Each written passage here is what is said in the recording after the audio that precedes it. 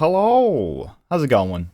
Welcome in, Iggy. Thank you so much for the sub. I appreciate it. How you doing? How you doing? Hello, hello. おはようございます。こんにちは。こんばんは. Look at me, speaking Japanese, like the nerd that I am. It's been almost 2 months since the last stream. It feels weird to be back. I'm nervous. Weeb? Oh, you know it. You know it. Oh my god. Language school has been absolutely amazing. It's been such a nice time. I did miss streaming, don't get me wrong, but I've been so busy with language school, getting settled into Japan, doing things with my fellow language students. It has been stressful, but the good kind of stressful, you know? If you ignore that I also have work on the side, because that's not really the good kind of stressful. That's the kind of stressful that makes you want to tear your hair out, I guess. But other than that, it's been super, super nice. I've been studying so much Japanese. I've been talking Japanese daily. Obviously, I live here. It's very hard to avoid talking Japanese if you live here. And it's just very nice. Just there's like so many little things that I love. I'm like this there's this drugstore close to my apartment where I buy my bottles of tea if I need something for school, or something to drink, or like a bottle of coffee or something like that. And I've gone there so many times by now that they're always like, itsumo arigato. So it's like, thanks for always, because they know I'm a regular now.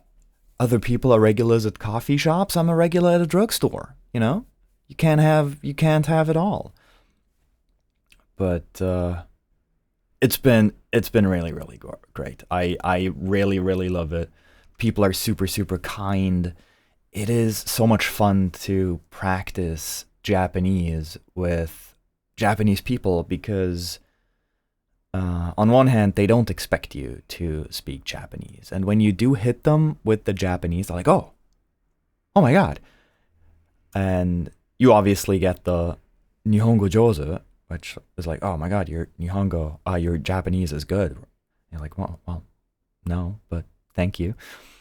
And on the other hand, they're super, super friendly and take it slow with you if they realize your Japanese still sucks. I went to an event which is specifically for people, for foreigners living in Japan. It's an event for like an exchange of cultures, if you want to call it that. And it is absolutely,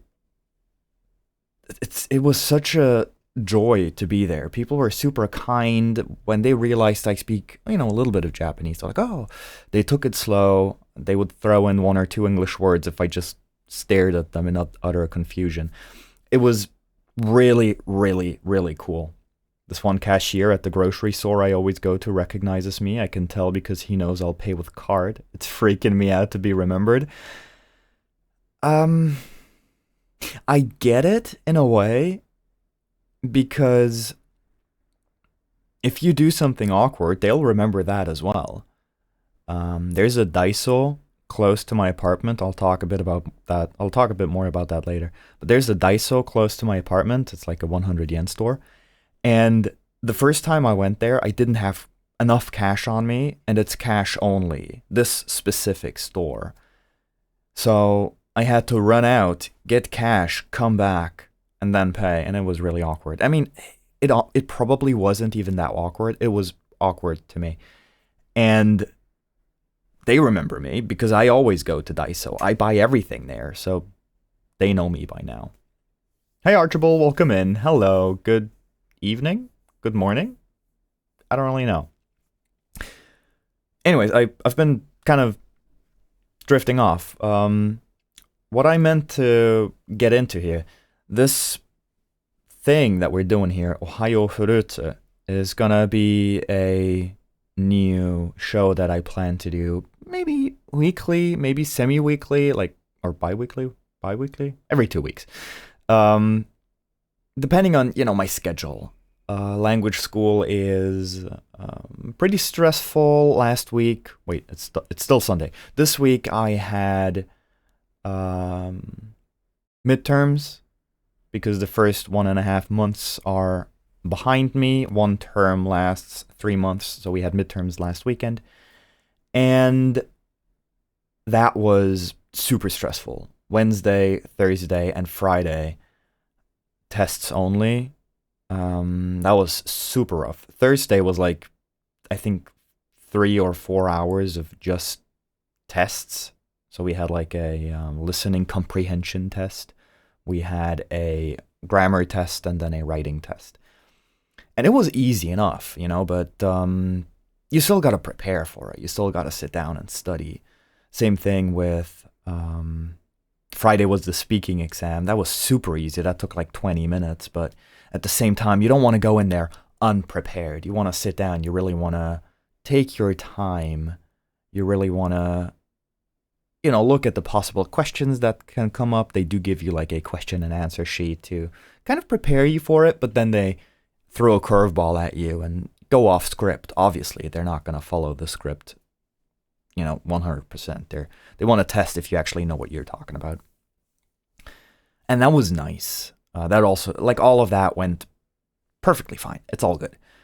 And next week I have my first kanji exam. We've been doing kanji practice exams every day for the last week, where we basically get a piece of paper and it has like an image of a tree, for example, and then you need to you need to write the kanji for tree, or you've got an image of water and you need to draw the kanji for water.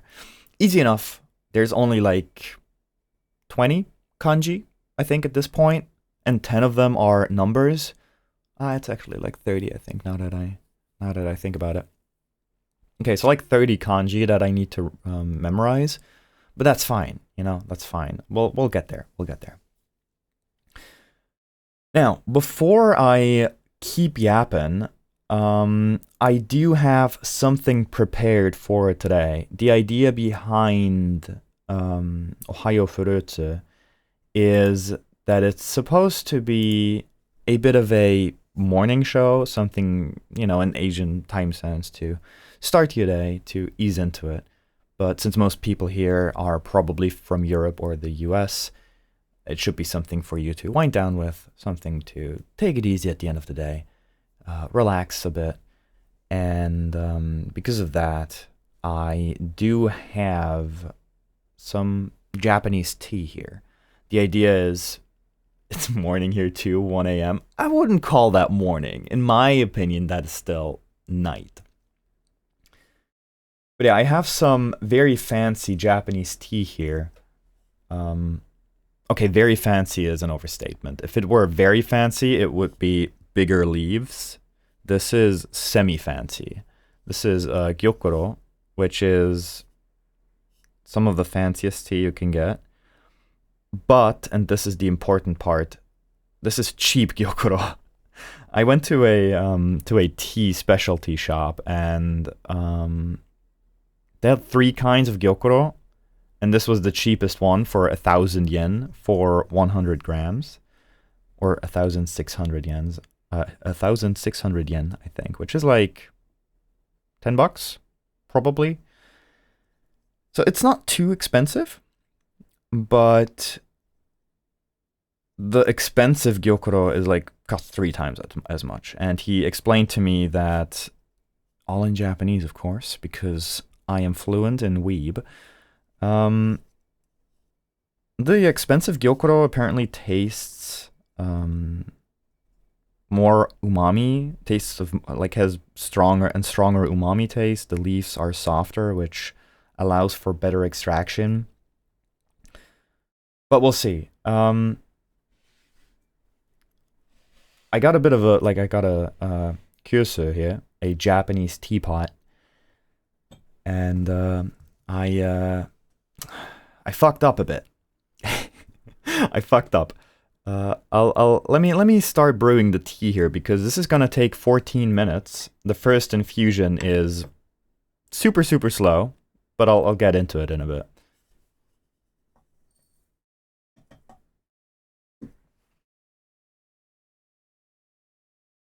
I spilled water.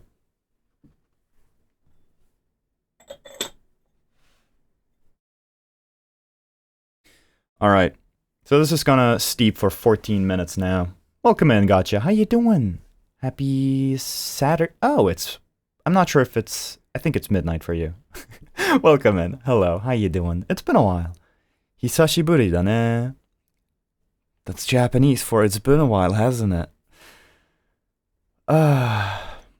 Thanks for stopping by. Yeah, we're brewing some tea right now. So, glad to see you back. Oh, thank you. I'm glad to be back. I feel very nervous. I always feel nervous getting back into streaming after not having streamed for a long time, but it's a good kind of nervousness, you know? Doki doki suru. My heart is beating. But yeah, I wanted to buy a Japanese teapot for this because I didn't have anything to brew tea, loose tea in. But the problem is, I had a couple specific requirements for it. The first one was I wanted a teapot I can use for different kind of teas. So for gyokuro, for example, you use only this tiny cup here has 100 milliliters of water. And that is the amount you want to use for gyokuro. 100 milliliters to 6 grams of tea or tea leaves.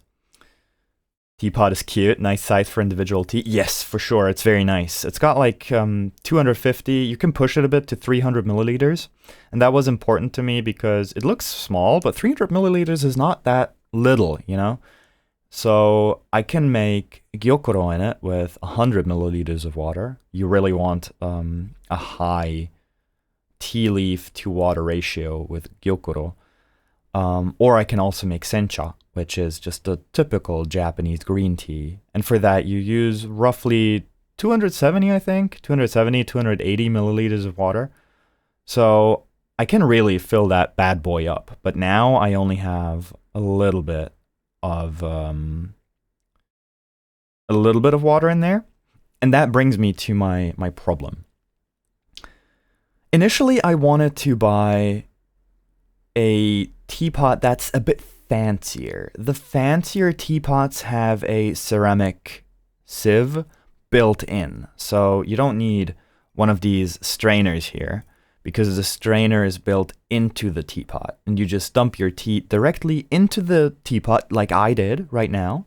And then you just pour your water on top, then you let it steep, and then you pour it out whenever it's done. And the tea is kept inside of the teapot by the ceramic strainer that is built into the body of the pot right here. Now the problem is those teapots are quite a bit more expensive than the ones with a metal strainer. Think like 3 times as expensive. To give you an idea, this one was 2,000 yen, so roughly 11 or 12 euros, I think. Which is cheap, don't get me wrong. But I saw one teapot which was marketed as a gyokuro teapot. It was very, very small. It was quite flat and it probably fit like 100 milliliters at most. And the problem with that is you can use that for gyokuro only, or teas where you only want to brew 100 milliliters at a time. And if I buy a teapot, I want to be able to make sencha in it as well, if I want to make, 2 or 3 cups of tea. So I thought, fuck it, I'll get a bigger one with a metal sieve, that's fine. So I bought this one. And I also got a free bag of sencha tea with my purchase of this gyokuro tea. And The problem is with the metal sieve here, if you only pour 100 milliliters of water into this teapot, the water doesn't fully submerge the tea inside of the metal sieve. So you can't properly make gyokuro in it if you want to use the metal sieve. If you don't use the metal sieve at all, though, if I pour the tea out now, there's going to be a bunch of tea leaves in it, which, honestly, kind of sucks. So the idea is I put the metal sieve into my cup, I pour the tea through that, and then I take the tea from the metal sieve and dump it back into the teapot. Kind of annoying, but it's fine for now. I'll get some sencha for the next stream so we can compare some super fancy gyokuro. Well, again, not super fancy, somewhat fancy gyokuro to a little less fancy tea, some sencha. And maybe down the line, I want to get the super fancy gyokuro for like 3,000 yen and see where that, how that compares to this one. Maybe I can do like a bit of a comparison where I brew both of them. And then we have like 2 cups, and then we can try both of them and see how we like it. Tea leaves all sitting at the bottom is the reason why I don't like loose tea. Never considered the built-in strainers. The built-in strainers are super nice. I saw them for the first time in a tea house in Kyoto because they came to, they came to my table and they just dumped the tea leaves in the teapot and then added the water. And I saw them do that, and I was thinking, what the fuck? I'm gonna end up with a bunch of leaves in my tea. What the hell? And then I poured it out, and no leaves came out, and I was just very surprised. Why? How the fuck does that work? And I did some research after that, and I realized that teapots come with built-in strainers. There's some with ceramic strainers, some with metal strainers, already built in. Like this one is a removable one, obviously. But there's like some with a built-in metal strainer as well. And that definitely helps. The problem is, like you can see with my tea here, there's a lot of small tea dust that remains in there, which kind of highlights that my tea is not super high quality. Again, it is the cheaper gyokuro, so it makes sense. Oh, I didn't even talk about what gyokuro is. Gyokuro is green tea that grows in shade. Depending on how expensive it is, it's sometimes, the last few weeks only. It really depends on where it grows, how fancy it is, and what variety it is. But they cover the entire field of tea, or I don't know, the section of the gyokuro tea. They cover it so that it gets less direct sunlight, which causes the plants to create a lot of chlorophyll, which apparently really boosts the flavor. But I don't know. We'll see. Hey, Catherine, welcome in. It's late, so I can't really stay long.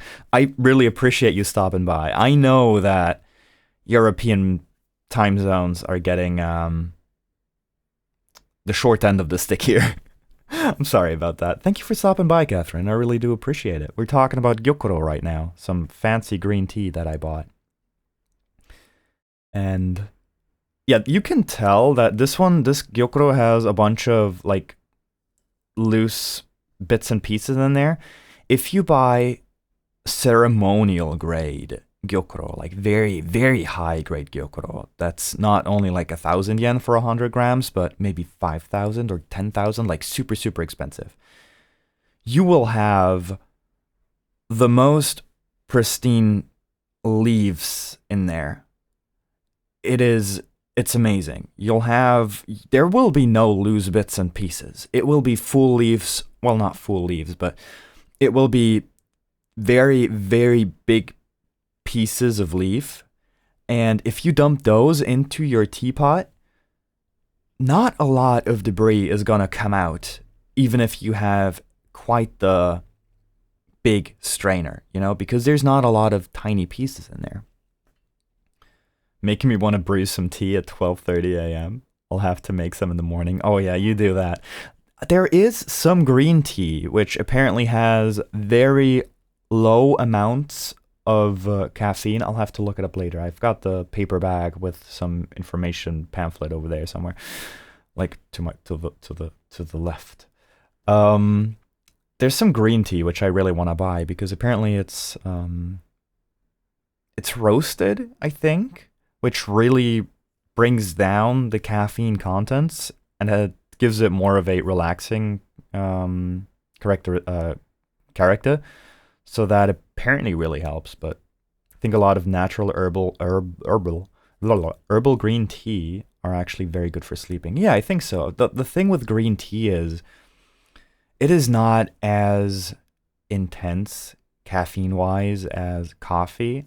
So you can really drink it, at least I can drink it in the evening without feeling a caffeine high like I would from coffee, for example. I can drink, like, I really enjoy making some green tea while doing some studying in the evening. And I can go to bed. I can go to bed without any problems because it's, the caffeine is not, it doesn't hit you that hard. Green tea plus work is very relaxing. It really is. But yeah, as you can maybe tell, we're brewing this for quite a long time. The thing with gyokuro is you can do 5 infusions with it because it is very high tea to low water ratio, which means we can really, we can really take our time with this one. The first infusion is 14 minutes at room temperature, which gives us quite a lot of time to let the tea infuse into the water. Speaking of, sleep time for me. Good night and hope the rest of the stream is good. Thank you so much for stopping by, Gotcha. I really do appreciate it. I know European time zones are kind of rough for me now, but I appreciate it. I really appreciate you stopping by. Thank you so much. Yeah, so we're gonna do 5 infusions with it, and we're gonna go up in temperature with every infusion. So it's like 14 minutes is the first one, room temperature. So it's gonna be warm. I did use warm water for it, but it's not gonna be like your typical tea experience. It also cools down a bit as you let it steep. So we'll see how it is. Also, apparently it's supposed to be kind of viscous, kind of thick, again, because of the high tea leaf to water ratio, but we'll see. The video I watched was on a very fancy gyokuro. I'm not sure if it really translates, to cheap gyokuro like that, but we'll see. Sorry, I've been just rambling about tea. That's all I've been talking about. I actually wanted to just kind of talk about my move to Japan a little bit, because that was a whole experience. Just immigration, getting to my apartment, all of that was so rough. Oh my god. I mean, it went fine. Don't get me wrong. It all went smoothly. Okay. The only problem is it just took so much out of me. I was on the plane for like 12 hours. I had a 2-hour layover and then another, or like 2.5-hour layover, and then another 2.5-hour flight. That was super rough, especially because Chinese Airlines just turned on the light in the middle of what was supposed to be the time for sleep. Then they handed out snacks, and then they turned the light back off again. It's like, what the? Just let me sleep. What the fuck? That was super rough. And then they turned it off again for like maybe half an hour, and then they turned it on again like 3 hours before landing because they had to serve breakfast. So I think I slept a total of maybe 2 hours on my first flight, and then on the second one, I was out of it. Probably slept like 70% of that flight. I was napping on my on the guy's shoulder next to me, just, taking a nap there. No, I wasn't, but it felt like it. Maybe I did. I don't know. I definitely struggled to stay awake on that flight, even though it was kind of daytime already at that point. I arrived at like 1:15 in Tokyo. So that was super rough. Also, the 14 minutes of our first infusion are over.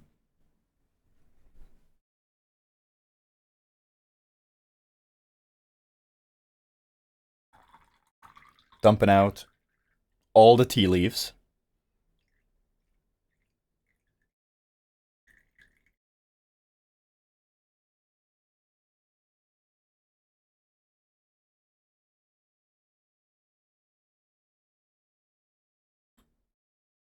Get out of there.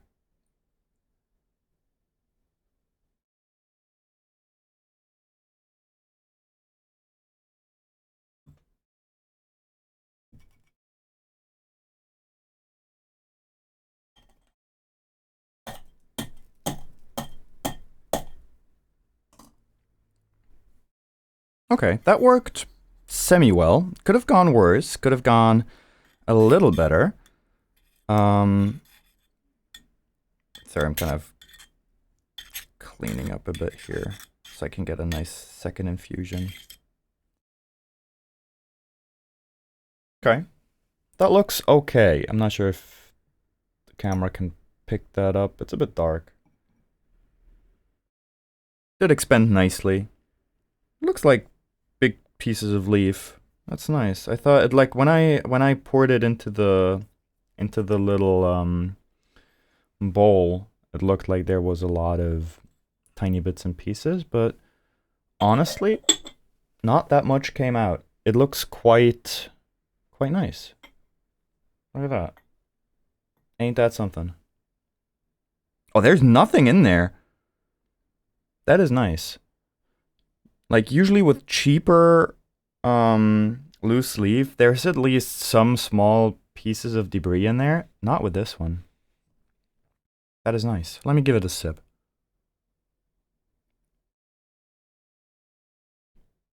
Oh my god. I read about it, but I didn't really know what to expect. People keep saying that it tastes extremely strong. It has an extremely strong umami flavor. It almost tastes like soup stock, like a veggie broth.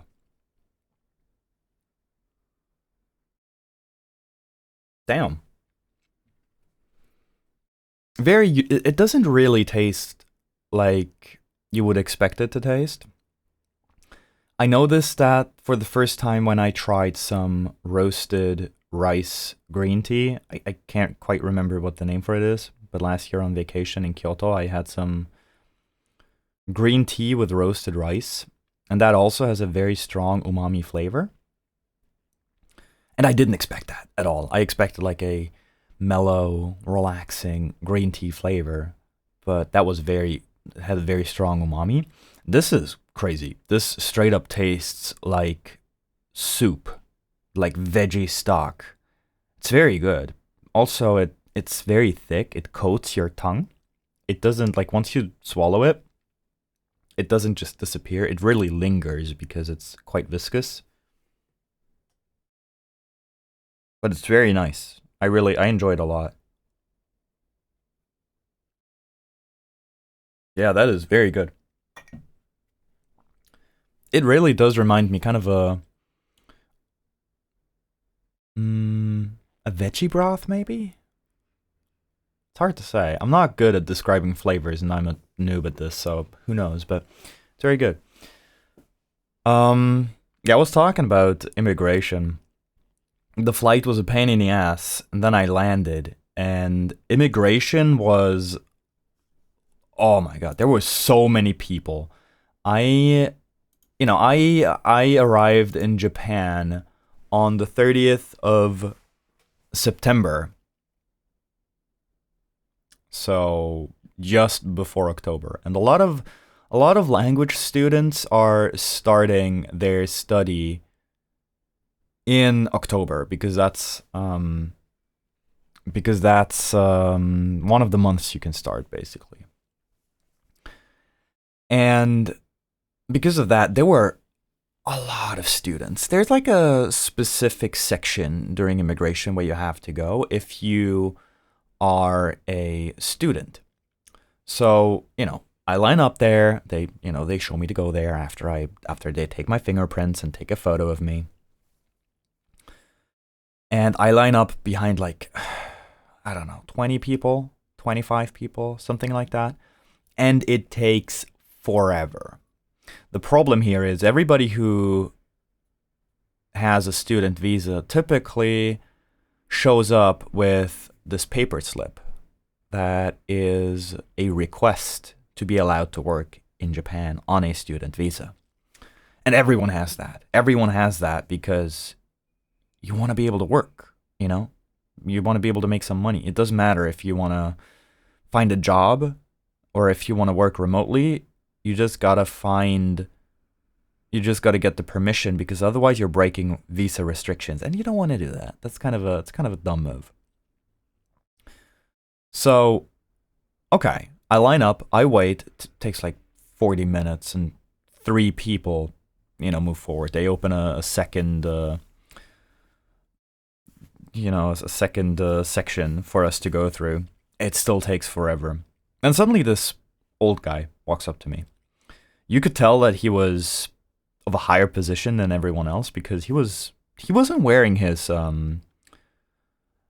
suit jacket. He was just wearing a white shirt with some kind of emblem on it, and everyone was bowing to him as he walked past him. And they're like, "Oh, otsukaresama," and whatever. And he just pulls me aside, singles me out, and he's like, "Okay, you come with me." And everyone else just stays behind. I get pulled out of there, and I'm like, "Oh, fuck. Okay." And he pulls me to the side, to this secluded room. There was nobody in there, just him and me. And he asks me for my papers. I give him everything. I give him my, I show him my passport. I showed him my COE, my certificate of eligibility. And he just looks at it. He goes through it. He asks me if I want to work. Yes, I show him the paper slip that asks for work permission. And then he just hands me my residence card. And he's like, "Okay, come with me." And I follow him. And suddenly everyone is gone. Everyone's been processed somehow. I was in there for like 15 minutes. But there were like 40 people out there. They're all gone. And I realized, he just pulled me to the side as like a third person processing the immigrants here, or the students coming into the country. I don't know why I got the big boss guy, but sure, whatever. He was friendly enough, I didn't mind.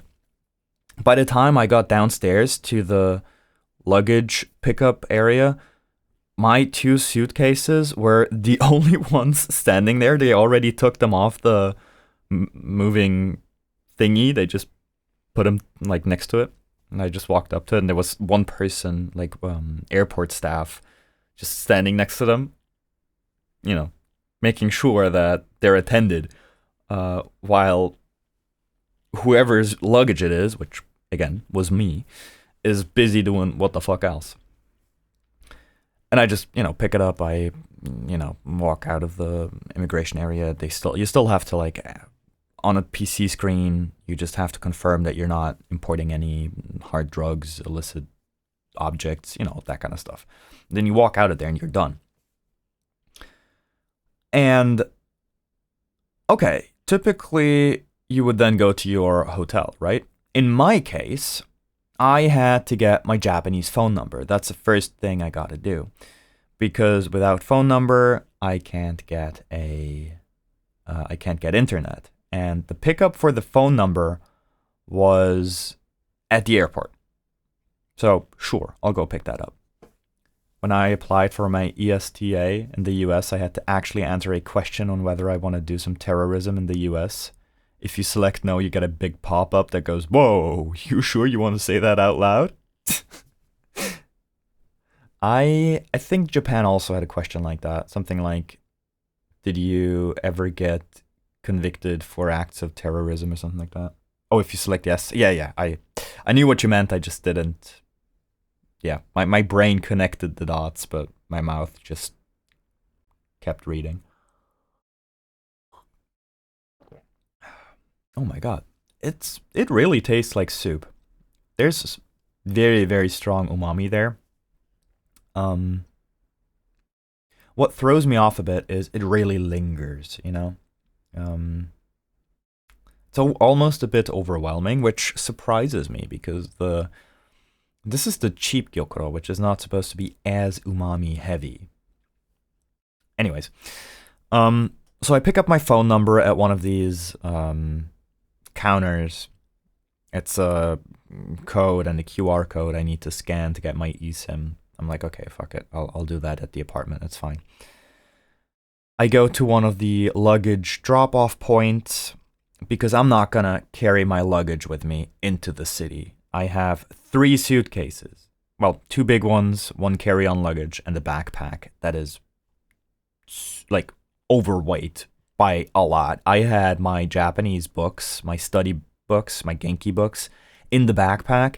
If they had weighed that shit, that would have been overweight by a lot. That I think I'm allowed like 5 kilos or something for carry-on luggage. That shit was 12. But they didn't. They didn't weigh it. We're good. I think they didn't weigh it because it counts as a personal carry-on bag or a personal item. They did weigh my carry-on luggage, like my tiny little suitcase, so I specifically made sure that that one is not overweight. But the backpack, oh dude, the backpack, it was killing me. It was killing my back. It was so fucking heavy. But yeah, I move on. I walk towards one of these baggage shipment counters. I'm lucky, like right next to my apartment, there's one of these post office stations. It's not post office, it's specifically for packages, but let's say a package shop. And I can get my luggage shipped right next door. I'm like, fuck yeah, let's do that. I show them the address on Google because that's all I knew to do.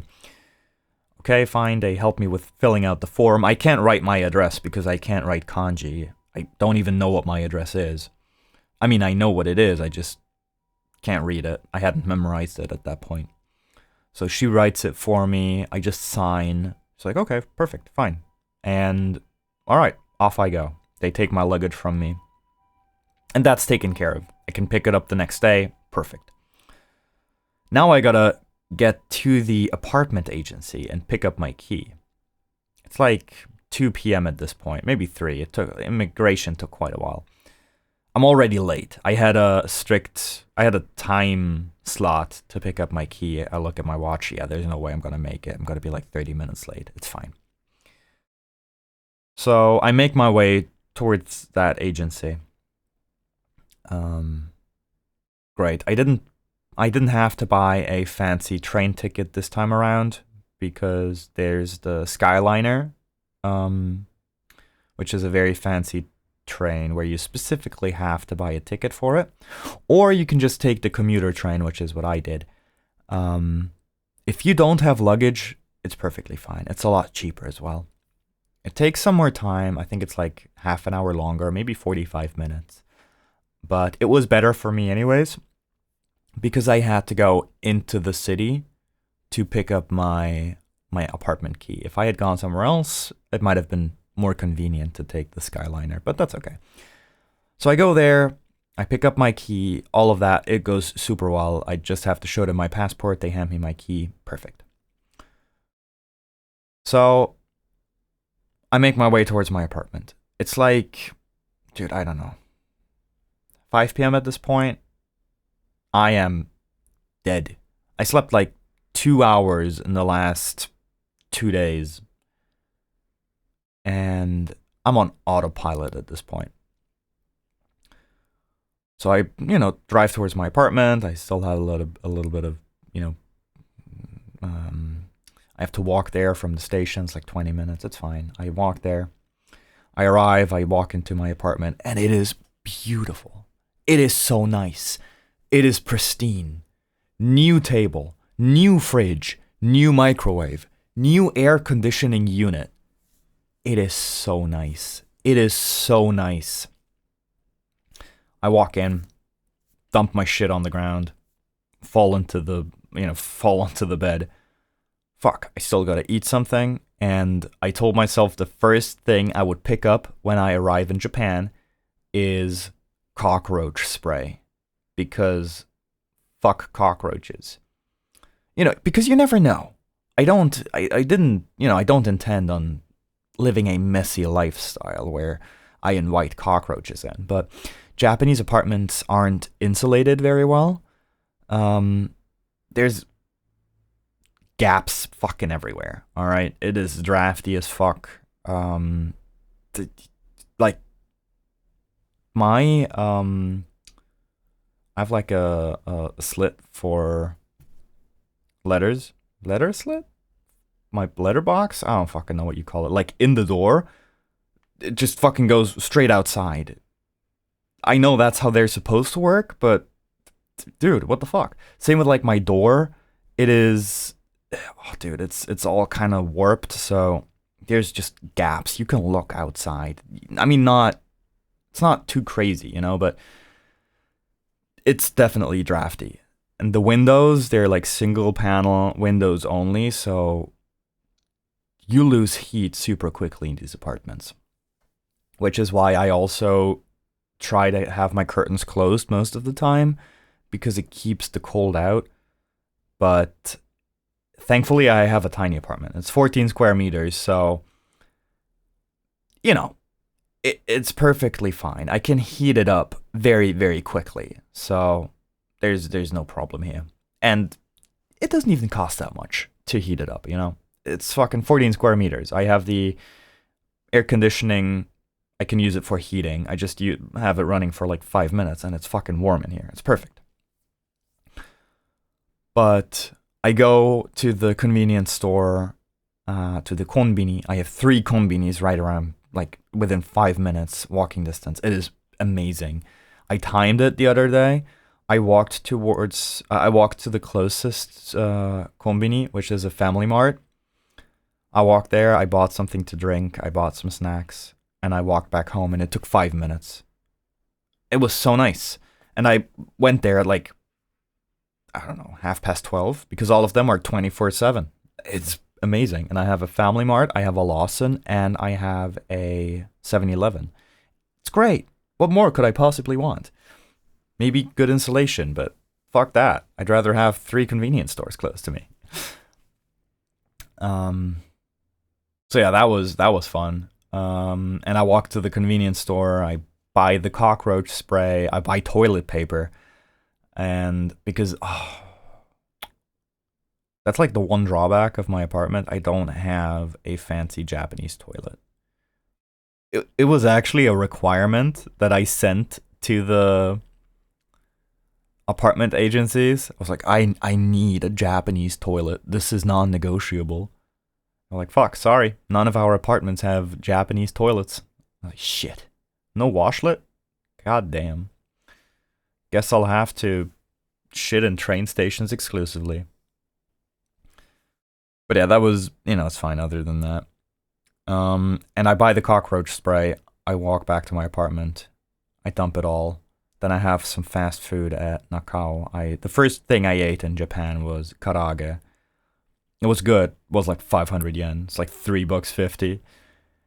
And then I walked home and passed the fuck out. I think I took a shower maybe, but I think I did take a shower. And then I passed the fuck out. And the next day I immediately had the opening ceremony at school.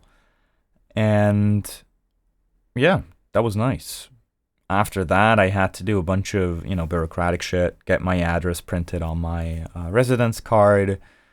What else? Health insurance. enroll in the Japanese pension system and then request exemption, because you got to do that. You got to enroll and then you got to request exemption immediately. And what else? I think that was it. That was like my first 2 days, just arriving, opening ceremony, and then spending like 4 hours at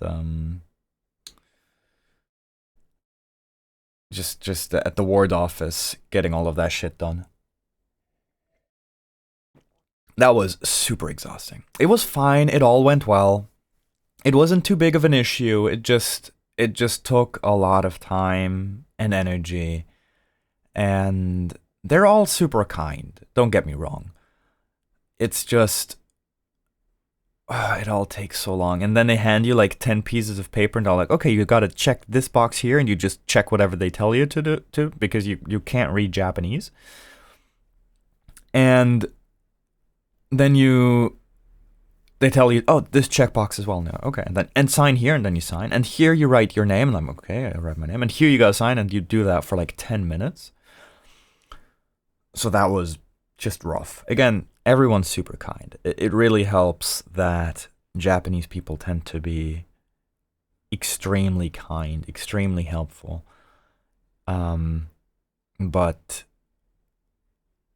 they still bombard you with Japanese. They're like, oh, a foreigner? Okay. And then you sit down. And he dude, it's my second day in Japan. I haven't even attended school yet. And he speaks to me in super fast Japanese for 30 minutes, and I understand maybe 5% of it. 5%. And I'm like, fuck, dude, I don't understand.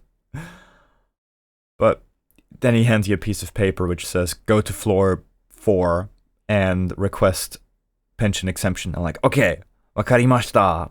Arigatou gozaimashita.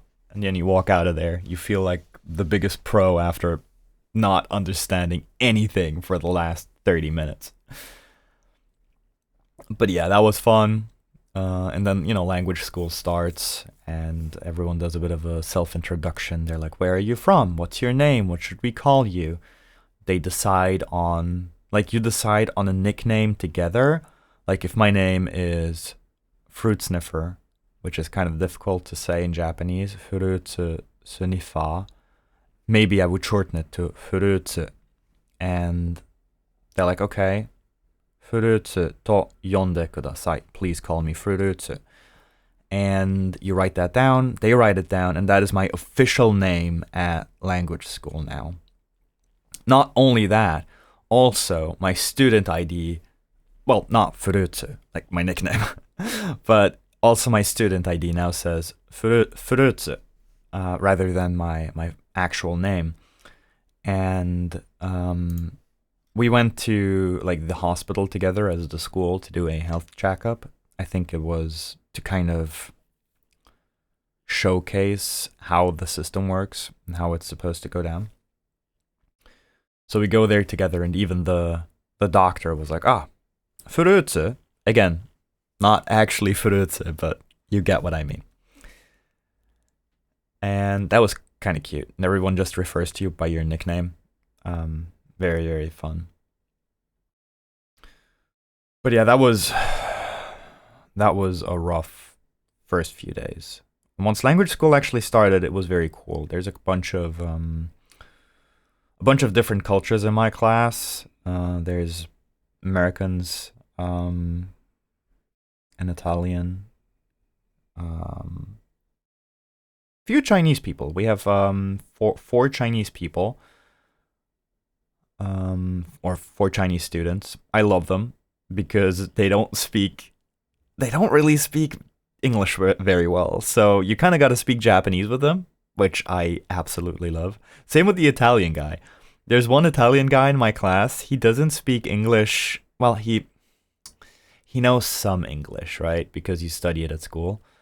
But he told me, after you leave school, he's like, 学校後で勉強しなかった. After school, I didn't study. So he just forgot everything. So his English is horrible.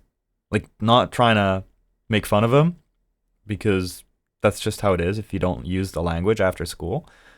But yeah, I love him because all we do is speak Japanese to each other. So you gotta imagine those two fucking Europeans walking to the train station after school, speaking horrible Japanese.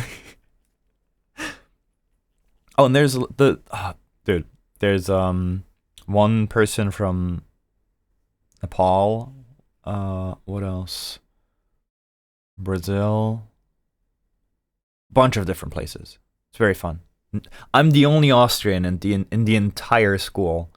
There's no other Austrians. During the opening ceremony, they listed the different countries where people are from, and they had you raise your hand and be like, "Oh, here," or "Hi," or whatever, just to kind of. They're very. They really enjoy showing off where all the people are from. Also, like during studying, they're always like, "Oh, where are you from? How's the weather where you are from? In your country's language, what is this and that?" They always tie your country back into the study, which is nice. It kind of makes you feel included, even though I was never really, I don't care if Austria is represented or not. If you're called Pussy Destroyer, you'd make your nickname just Pussy? Yeah. Pushy. Pushy. Pushy. Pussy? Pushy. Pushy. Pushy. Austria doesn't really exist to most people outside of Europe. Funnily enough, at first, almost everyone assumed I'm from Australia, because in Japanese, Austria is Ostoria, and Australia is Ostoria, and Australia is Ostoraria. Kind of similar. And the thing is, if you don't speak Japanese very well, people assume your pronunciation is just shit, So rather than assume I'm from a place called Austria, they assume you're from Australia and have shit pronunciation.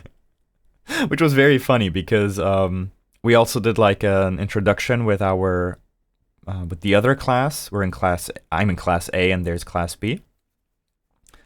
And we walk over to class B and we do like a quick introduction. And I'm like, Ostoria kara mairimashita.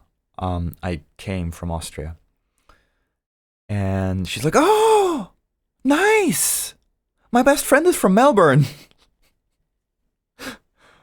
Fuck you. But yeah, like during roll call, during the opening ceremony, they had you raise your hand and be like, "Here," and there was like, "Oh, Germany." You could hear like 5 people. They're like, "Here," or Italy. For some reason, there's a lot of Italian guys. There's a lot of French people. There's a lot of Brazilians.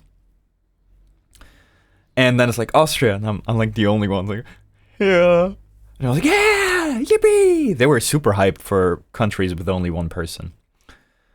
You could just say you're from Österreich. I could. They would understand that even less. And the funny thing is, there's a couple people who know Vienna. They call it Wien in Japanese. They do know Vienna. Some of them know it because of music. Others know Austria because of wine for some reason. I talked to one person who toured Austria trying wine. So I was like, okay, that's kind of sick. But most people only know Austria if they've been there. They know it because of the wine punch. I don't think because of that. But yeah, there's a couple people that know Austria, but most of them only know it if they've been there. I talked to one American, I think he was American, who moved to Japan. He lives in Tokyo now. And he was like, oh, fucking the orchestra, just like famous orchestra in Vienna. It's like, oh, wow, this and that. And everyone knows it. And I'm like, dude, I think only music nerds know that shit. But I don't care either way. I don't need representation. I don't need people to know where I'm from. It's okay. But it's always nice because I'm always like, オーストリアから参りました. And they're always like, オーストラリア. Like, いいえ. オーストラリアじゃありません. オーストリア. I've even like studied the phrase. I can say now, ドイツの隣でオーストリア. Like, next to Germany, Austria. I know we're below, but it's fine. Next to is just a matter of perspective, right? But that's been a lot of fun. And yeah, I love it. School is absolutely amazing. There's a like, again, talking to all these people from different cultures is very nice. Like next to me is a guy from Thailand, and he's such a delight. He's such a delight to talk to. Without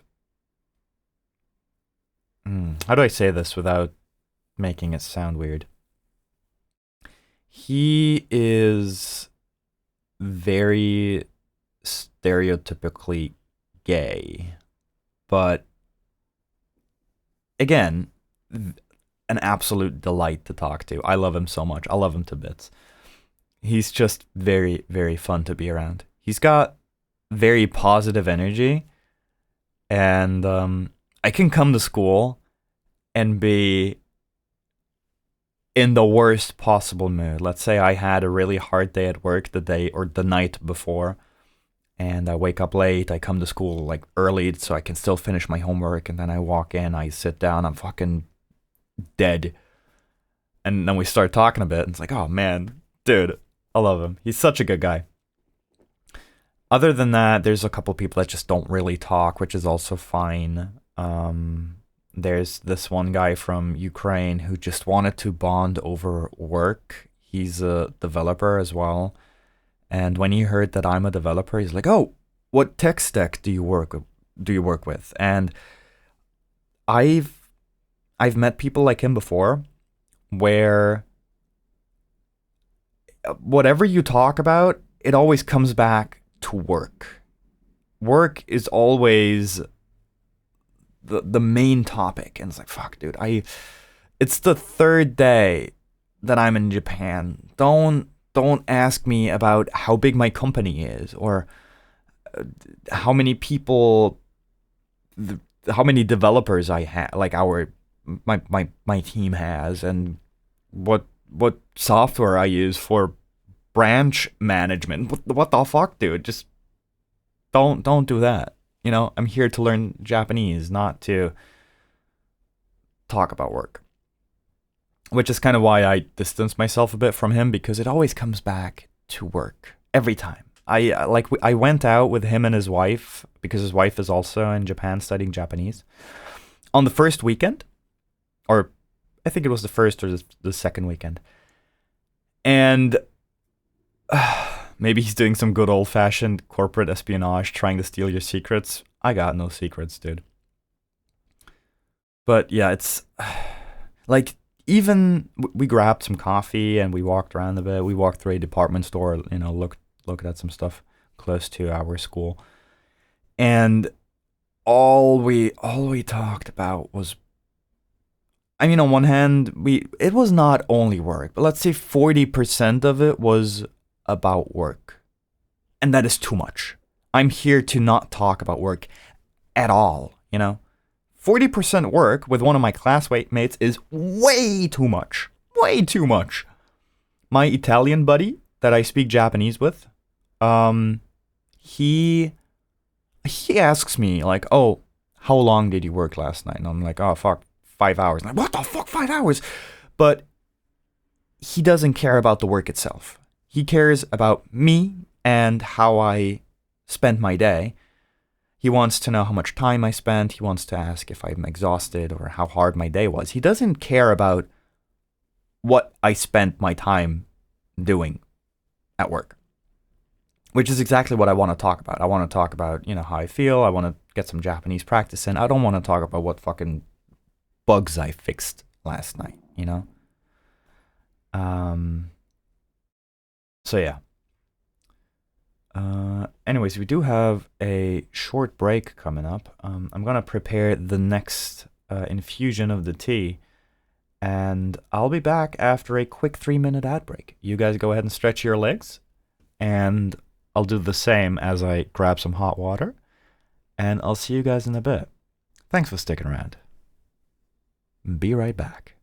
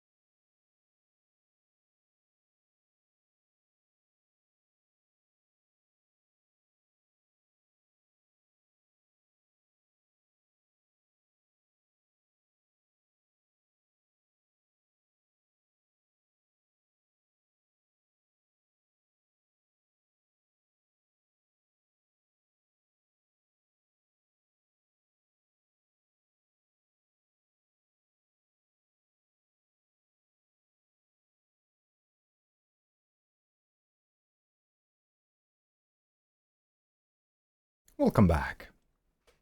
Thanks for sticking around. Let me finish off my tea here real quick, and then we can start our second infusion. This time we're going to go for 2.5 minutes at 50 degrees rather than 14 minutes at room temperature. This will be the first warm tea that we make with this.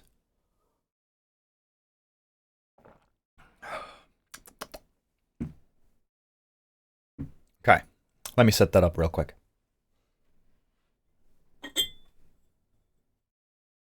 I've already prepared some hot water here.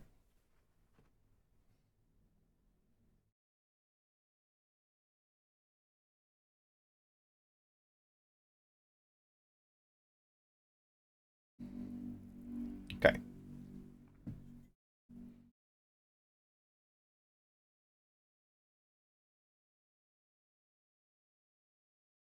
Let me just start my timer real quick.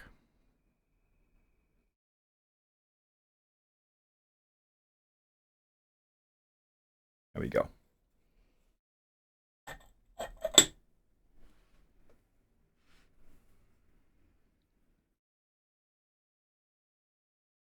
Perfect. Now, where was I? Yeah, talking to my Italian friend has been a blessing. We also write online a lot, but you can tell that as soon as you have somebody to talk to consistently, your Japanese improves by so goddamn much. It is so important to have somebody to talk to. But yeah, I love it.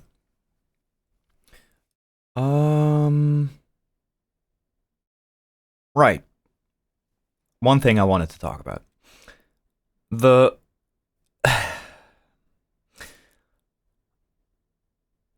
I think it was the third or the fourth day after living in my apartment. I've been like very careful with food waste and stuff like that. You can't just, throw it out into the garbage bin. You have to keep it in your apartment until garbage collection day, which means you can have food waste in your apartment for up to like 4 days, I think. So, I always tie it up. I make sure that if I have something that is gonna spoil, I sometimes even store it in a plastic bag in the freezer. If it's something where I want to be careful about. I don't eat meat in my apartment, so I don't have any bones or something like that to worry about. But like vegetable cuttings or something where it's not that big of an issue if it sits in a garbage bag for like 4 days. It might get moldy, but it's not gonna stink up the place and attract a bunch of insects. But yeah, I always do my dishes immediately and all that kind of stuff. I just don't want it sitting around for a while. And I come into my apartment one day after school. Oh, let me finish my tea here real quick.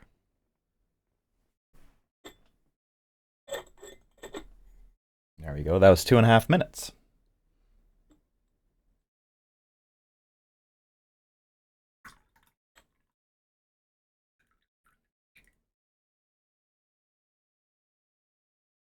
This looks a lot more green than yellow. Last time it was very yellow. This time it looks a bit more green.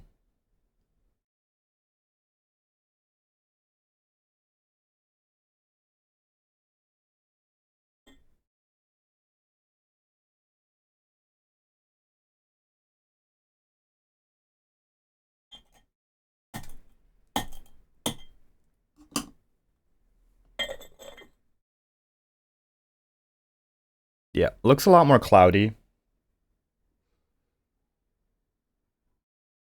but also more green than before.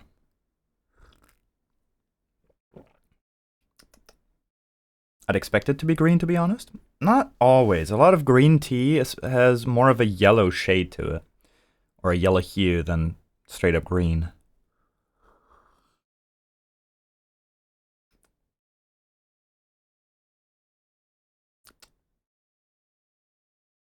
Okay. I feel like it tastes a lot more sweet now. It lost some of the intense umami hit. It makes it easier to drink. There's still a good amount of umami in it. It is not the extreme umami bomb it was when we started out. Since it's a cheaper gyokuro, I might not be able to get 5 infusions out of it. 5 might have been a bit optimistic. We'll see how it tastes after the next one or the fourth one, because you can tell it is already losing some of its punch. Again, it's good. It's still very good. And it still has an intense flavor. But you can tell that it's mellowed out. It's mellowed down a bit.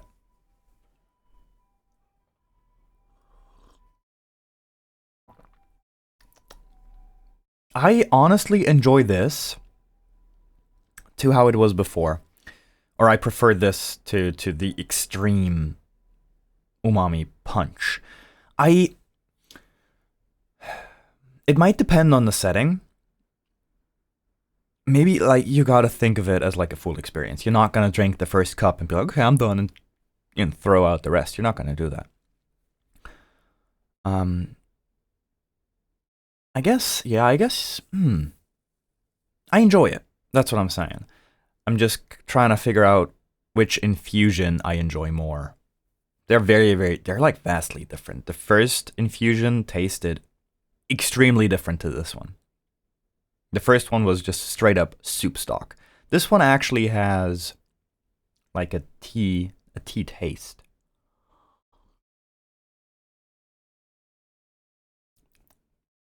It tastes more like how you would imagine or how you'd expect green tea to taste. Sorry, let me get back on track. So, third day of school or fourth day of school or something. I have school until like 5 p.m. So I come home at, I don't know, roughly 6 or something like that. Maybe 5:30, 5:45, depending on, which train I catch, how fast I want to go home and stuff like that. I come home, I open the apartment door, and the first thing I see is a huge fucking cockroach on my wall. I mean, it was not as huge as you see in anime, like almost 10 centimeters big, but that fucker was like, I don't know, 4 centimeters. Bigger than any I've ever seen. I don't think I've ever seen, any I've ever seen out in the wild, basically. I've seen huge cockroaches at,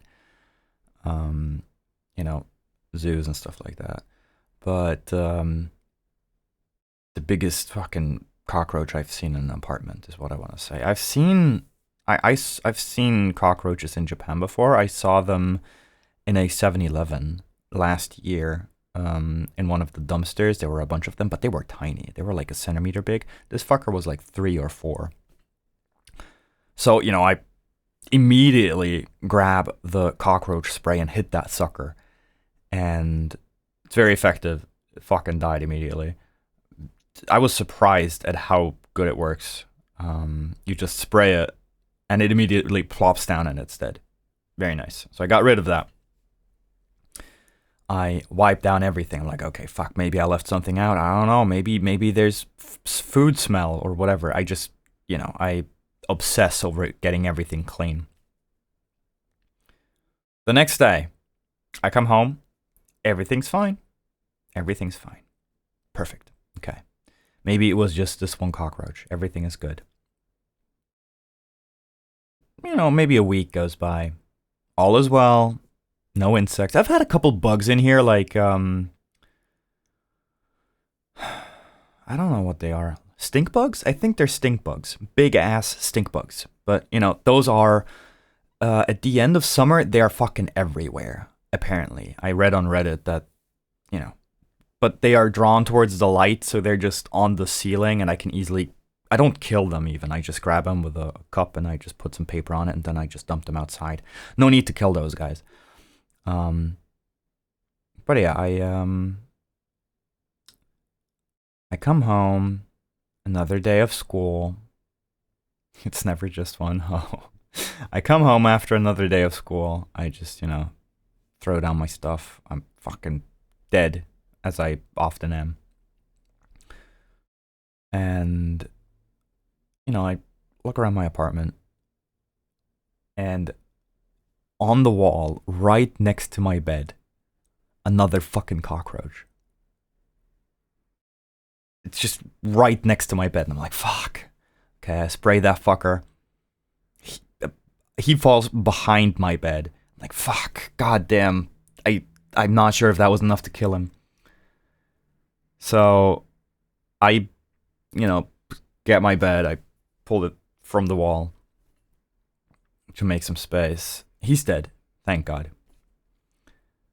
And that's it. There's no bad surprise behind the bed or anything. It's just, I was very worried at first, because you never know. But that was it. He was dead, I removed him. all was well. And there haven't been any cockroaches since. That was like 3 weeks ago, maybe? But now every night I fluff up my pillow and my blanket because I'm afraid that there's a cockroach somewhere in there. But so far, nothing. So far, I've been good. We've been good. But I'm still, dude. That shit gave me cockroach anxiety. That fucker was right next to my bed. If I wake up one morning and I just look towards the wall and there's a cockroach like 5 centimeters away from my face, I'll die. I'll just straight up die. But it was fine. Oh, I didn't even tell you about the very first cockroach. I came into my apartment, very first day. My bathroom is a wet room. I don't have a traditional Japanese bathroom, so usually you have like some room where you can wash yourself with a mirror and like a stool, and then you have the bathtub where you can just take a bath. For me, I don't have really a washing area. I just have a bathtub with a shower in it. You know, a typical bathtub with a shower, I guess. Only the bathtub is higher than the ones you have in Europe and shorter. It's like a bit of a square bathtub. And the room is still a wet room, so everything can get wet. And next to the bathtub, there is a what do you call it? Let me look it up. My English is failing me. A drain. There's a drain for, you know, all the water. And there's some weird plastic under the drain cover. I'm like, what the fuck? Why is there plastic there? And I open it up, and down there is a dead cockroach. And I realize, oh, wait a fucking second. They treated that shit with some cockroach deterrent or something. And I realized why. If you don't use the water in the bathroom for a while, the drain dries up and cockroaches come out. So you really got to use that shit. You got to make sure it's always wet, because if you there's water in there. The drain fills up with water, and there's some water in there. It's just standing in there, and then, you know, eventually it just dries up and it's gone. But dude, I saw that first cockroach and I was like, oh, god damn. This is gonna be one of those apartments. About 10 years ago, I had a pretty bad infestation. They must have been there when I moved in. I bought a farm-grade insecticide and sprayed it where I knew they nested liberally. After a few seconds, they came all crawling out up on the walls and not on the ceiling, and they just stayed there for a solid minute as they slowly died, and eventually rained down to the floor. Oh my god. I committed genocide that day. A few months later, it turns out my entire floor had been infested. The guy came in and laid some traps and said he'll come again in a week to see how bad the infestation is. There was nothing in the trap. I actually did commit genocide. Oh, hell yeah, dude. Dude, great job. Yeah, the cockroach, the insecticides here are crazy good. It is amazing how good they work. But they do have a lot of cockroaches here.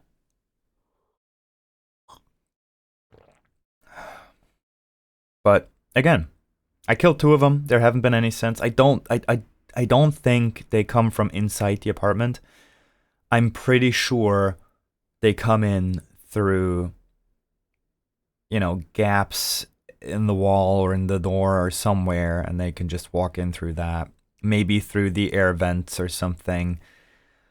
Dude, in my bathroom, the air vent just goes straight outside. There's this plastic flap that plops down, and when you turn on the fan in the bathroom, through the air pressure, it just flips the flap up, and you can just look outside. So this is just a hole in the wall that you can look outside through. So Kind of crazy to see, but I mean, it gets the job done. It always means that, it also means that my bathroom is just kind of cold most of the time, but fine by me.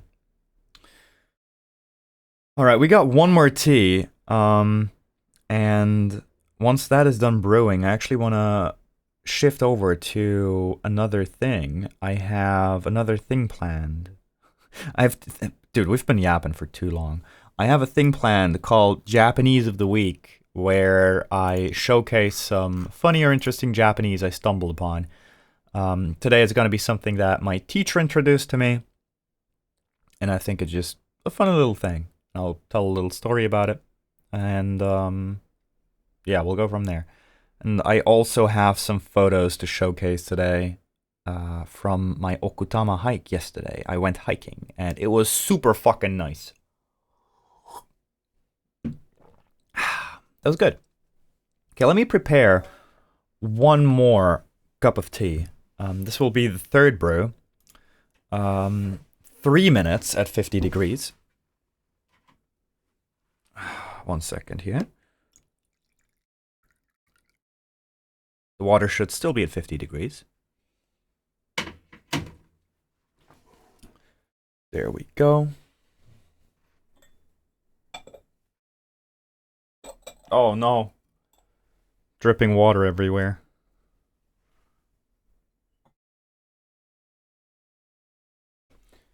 Okay, 3 minutes. There we go.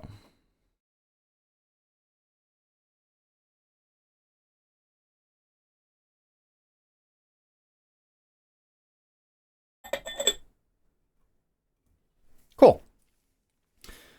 But yeah, I was like, I'm still very anxious about cockroaches. I worry a lot that they're just gonna show up out of nowhere and fucking kill me. I don't know how, but they're gonna do it.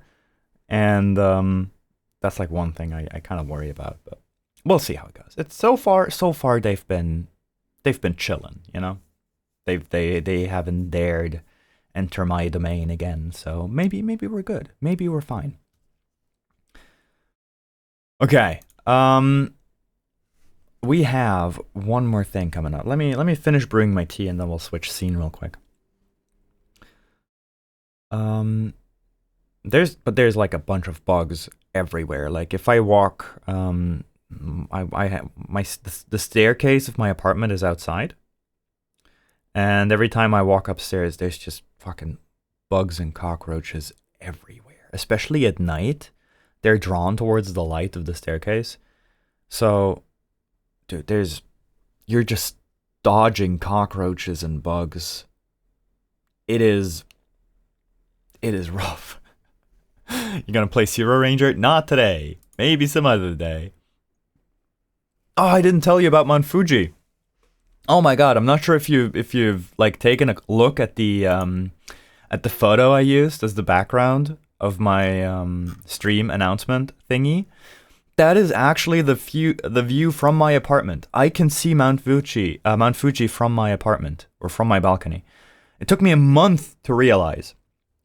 I mean, it depends on how clear the day is, but you can see the snowy peaks and everything. It is so fucking nice. It is so nice. I love it so much.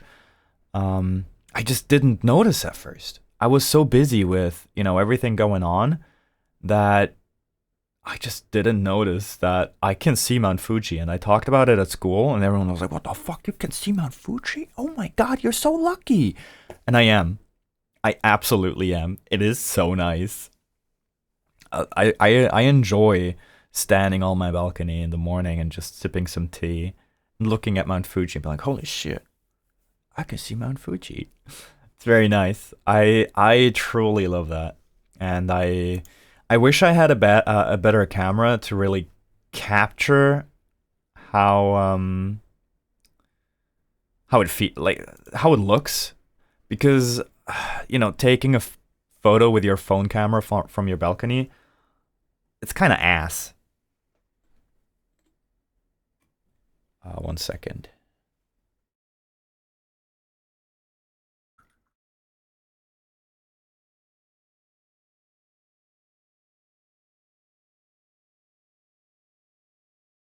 Get every last drop.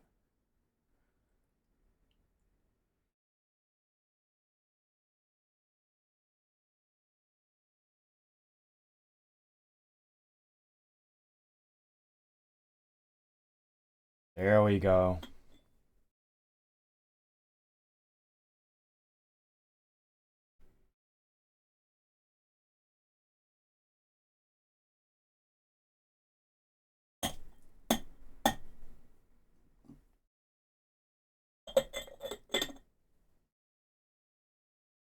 All right.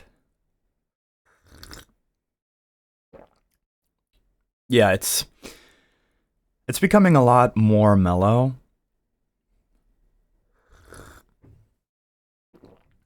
Also sweeter. It's becoming sweeter and sweeter with every infusion.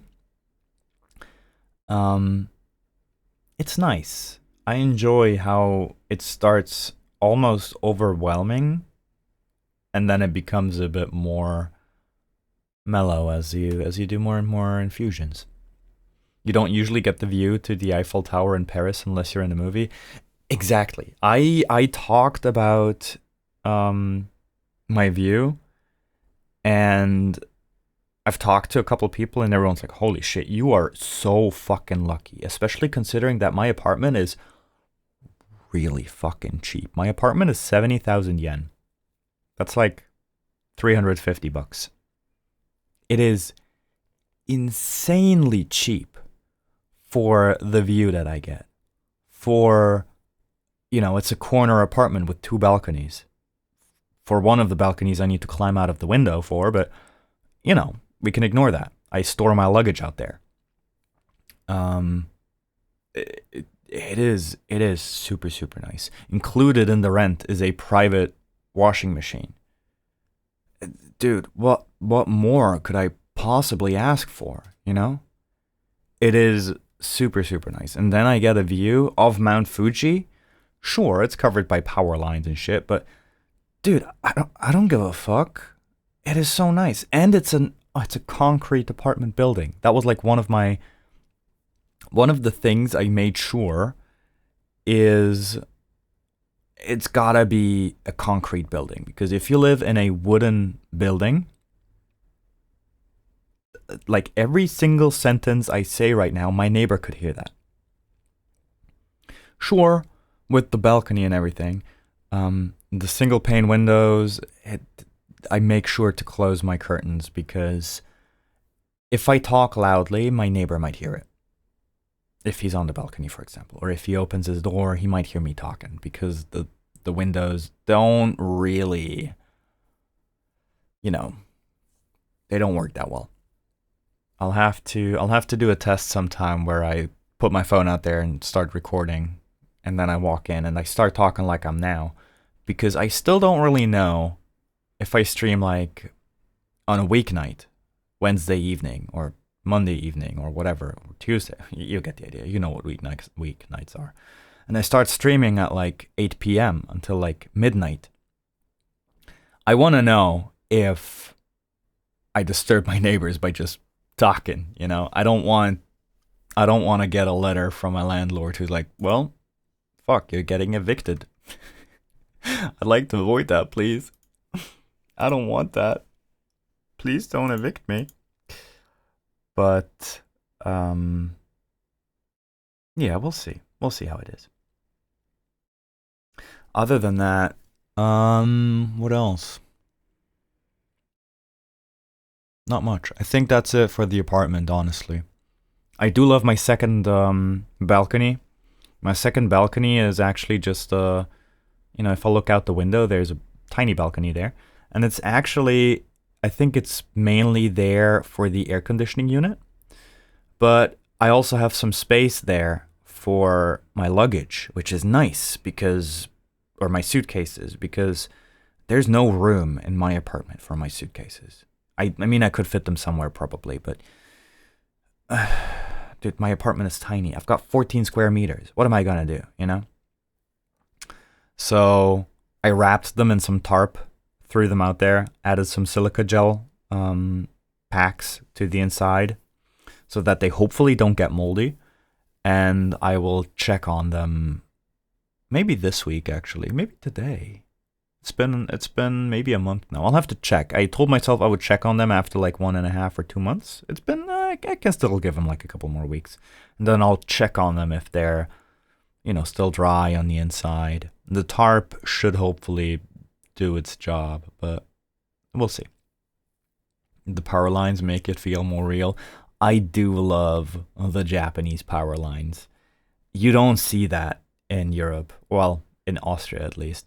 You got power lines everywhere and just cables hanging everywhere. It looks like straight out of anime or shit. Like, you got the power lines going everywhere. It's just this. I know the US also has power lines like that, and there's probably places in Europe that also have them, but to me, the power lines are just it just screams Japanese aesthetic, right? Because you just see them everywhere. It's very nice. I do enjoy it. Those kinds of power lines used to be around here everywhere. Yeah. I get what you mean. I just, I don't think I've ever seen it or experienced it like I'm experiencing it now. I know, like, I've seen power lines in Austria as well, don't get me wrong. It's not like we don't have power lines. It's just that they're everywhere and they got those thick ass cables. It's nice. If you like power lines, you should watch Evangelion. There's a power line in that anime at some point. Oh my god. Fucking love power lines. All right, let me prepare something real quick. I want to switch over real quick to the Japanese of the week. I wanna show you something. Let me get set up here real quick. Where are we?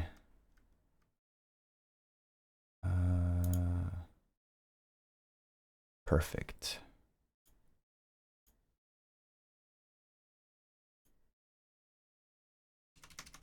All right, cool. Got it. All right. I want to do a small segment called Japanese of the Week as part of theseおはよーフルーツ streams, where I just talk about funny or interesting Japanese tidbits that I picked up on, got introduced to,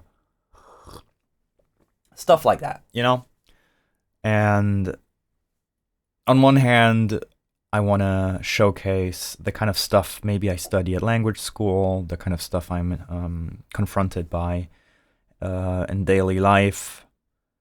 And on the other hand, it's a bit of an opportunity for me to really take another look at what I learned and, strengthen the foundation of my Japanese. And with that, welcome to Fruit Sniffer's Japanese of the Week. That's right. I even prepared a cute little slideshow. Ain't that something? Today's Japanese of the Week is Somomo momomo momomo no uchi.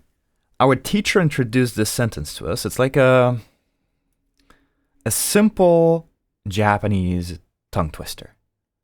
It's not super complicated. The only complicated thing about it is you have to get the right amount of mo's in there. The teacher introduced the sentence to us when we first learned about the particle mo. If you look at it in kanji, makes it a lot more legible. You got sumomo, the first kanji. Mo is like the one symbol you can see there. Then you got momo, which is this kanji here. Another single mo. Another momo. It's the same kanji as this one. No uchi. If you break it into, words, if you break it up into words, it makes it a bit more legible, a bit more manageable. And this single symbol between the two lines is mo. And that's what we were actually learning in language school on that day. Mo is a particle, which means also, as well as basically that. You can also use it for not even. So if you, for example, say, 友達もいない, it means he doesn't even have friends, or I don't even have friends. You don't really indicate who you're talking about in this case, but you just say friends aren't even there. So the mo in this case has a negative indication. But that's not what this here is about. Mo typically means as well as also.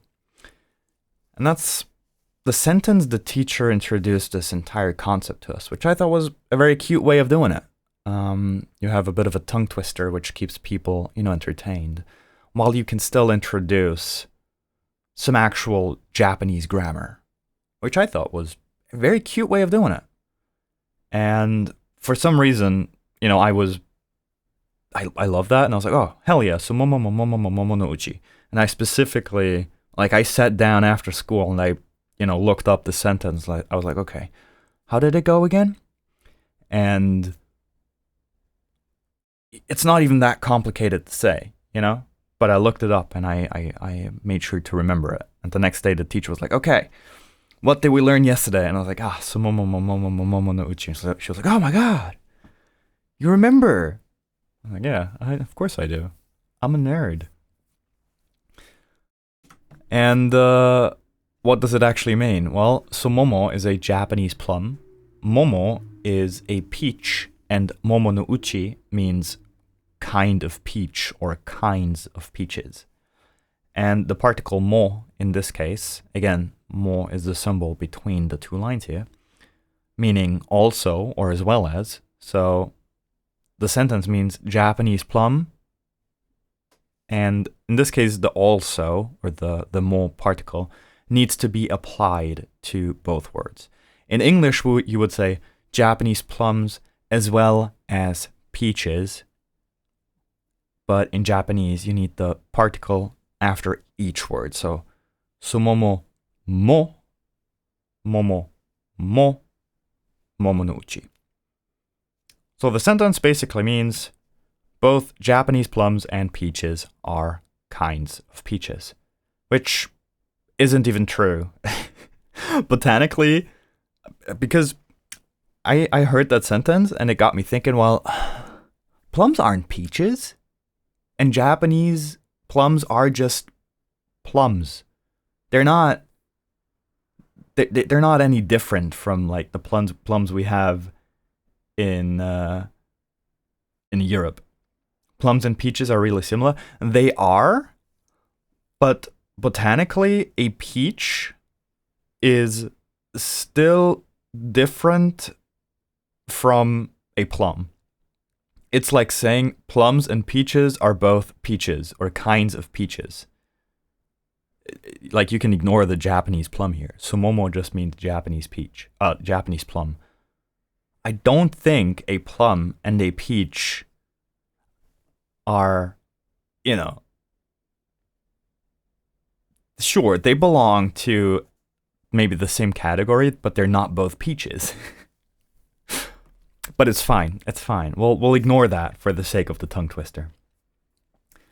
But yeah, they love doing that at language school, taking a grammar concept and wrapping it in a nice little package of entertainment.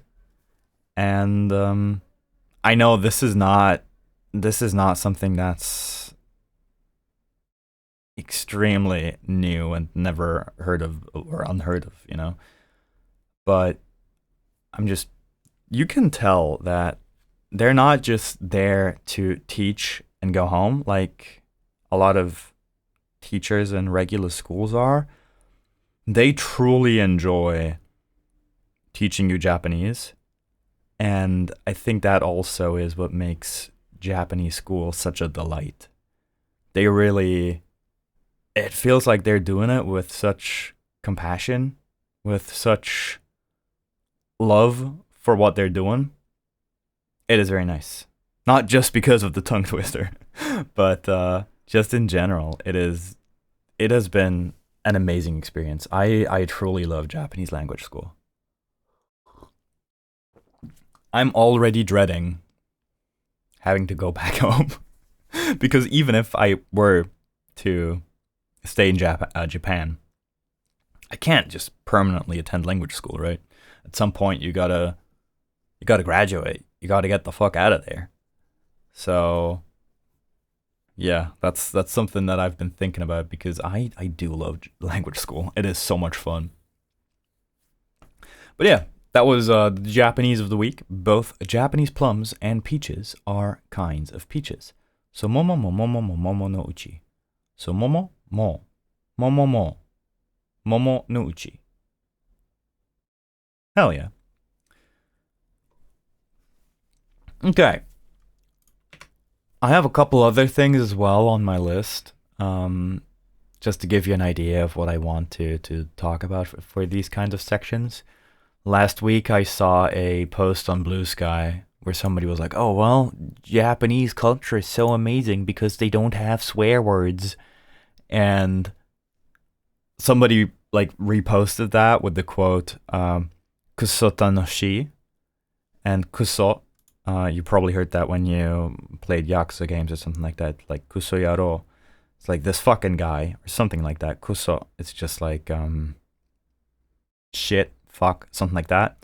And kusota no shi basically means fucking funny. And he retweeted that with the quote kusota no shi. And I did hear of kuso before. Again, mainly in the context of an insult, kuso yaro, something like that. I did not know that you can just attach it to the front of an adjective and say kusotanoshi for, to make fucking funny, which I thought was kusotanoshikatta, fucking funny in past tense. So yeah, that's something that I picked up on. I haven't really had a chance to use it yet because when am I gonna say kusotanoshikatta or kusotanoshi? But I might throw that one out there sometime when talking to my Italian classmate. But that's the thing. If I say something like kusotanoshi, or the other day I said musakashi sugiru, which means too difficult. It's something we didn't study in language school yet. He knows grammar and certain rules that we haven't studied yet, but I never really know what I can use. And I get it. He's not like, "Oh, I don't get it. I don't understand that." Because I also don't do that. I just suffer silently. Sometimes I'll ask if he uses a vocabulary I don't understand, but if he uses grammar that I don't understand, I'm sure he'll pick up on stuff from just living there too. Oh, for sure. The thing is, he even has a bit of an edge on me because he lives with a host family, and dude, he's talking Japanese like all day. Yesterday during the Okotama hike, we were attended by, well, is that the right word?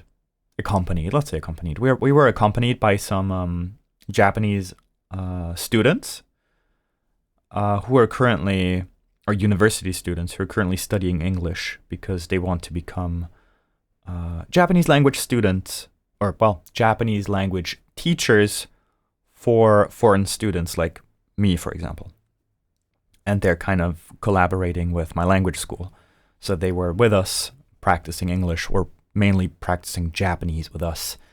And sometimes, we have some students who really don't like pushing themselves and speaking Japanese, and if they get an opportunity to speak English with a university student, for example, they'll just start speaking English. I will always try to speak Japanese and only speak English if I'm stuck.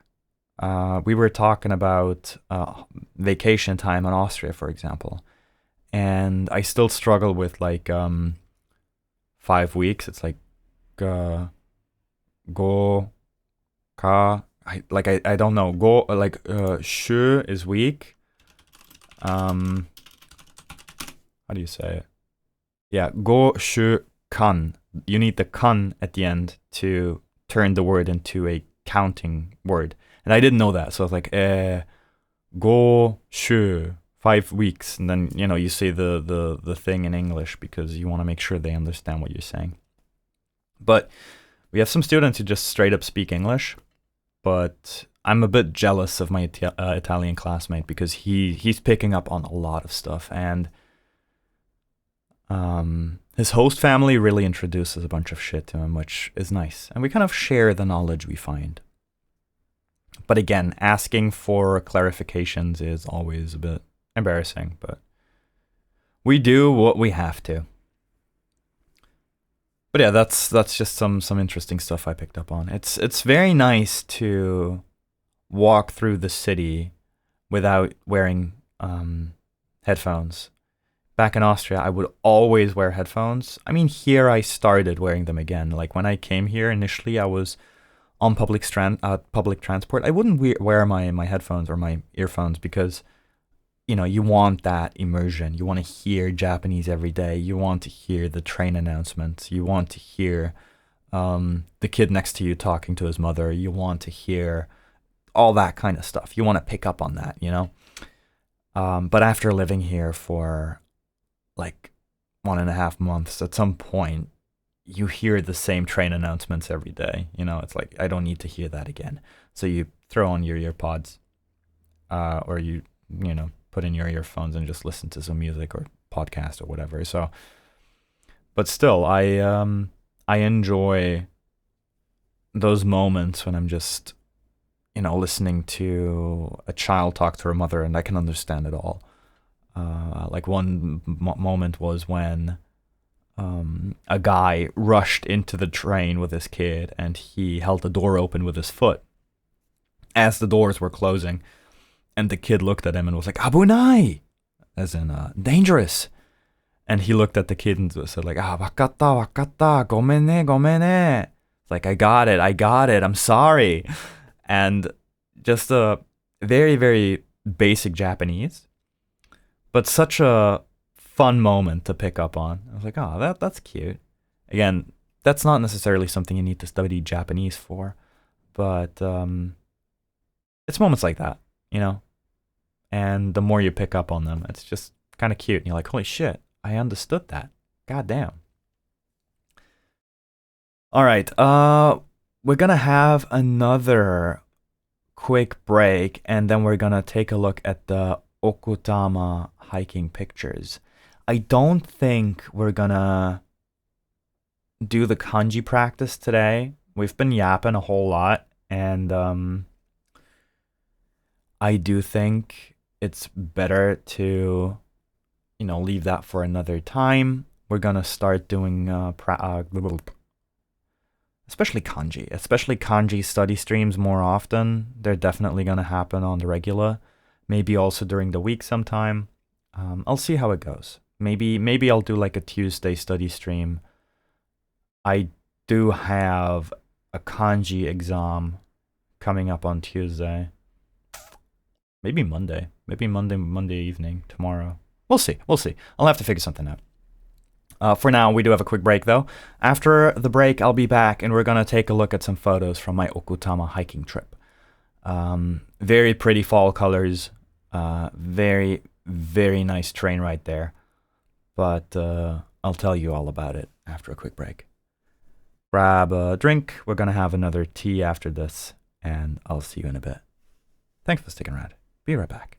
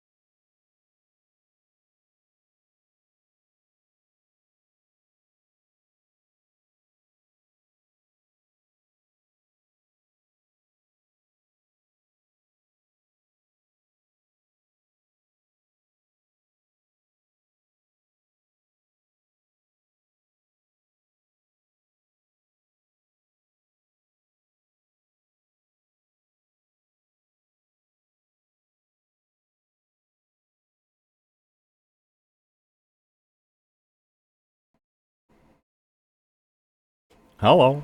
Thanks for sticking around. I'm boiling some water in the background, so sorry there's some some noise. We're gonna do a second and third infusion in a bit of our gyokuro green tea. And it's gonna be 70 degrees for the fourth infusion and 80 degrees for the fifth infusion. So we're bumping up the temperature quite a bit now from 50 degrees. We started at room temperature. We did 2 infusions at 50 degrees. Next one is going to be 70, and the last one is going to be 80. That's about as hot as you want to go with green tea. Any hotter than that, and it's going to get bitter or very bitter. It's probably already going to be a bit bitter at 70 degrees. But you usually don't want to go above 80. 80 is usually about as hot as you can go. Otherwise, you're going to scorch the leaves, and you don't want that. I'm very excited to try other teas as well. We had some gyokuro today. I might try some roasted rice green tea next time, and after that some sencha, because sencha is like the traditional Japanese green tea that you can find pretty much everywhere. Whenever you get some regular green tea somewhere, it is typically sencha because it is very abundant. You have that everywhere. It's still very, very good, don't get me wrong. It's just, they have it everywhere. Okay, my water is boiling. Give me a second.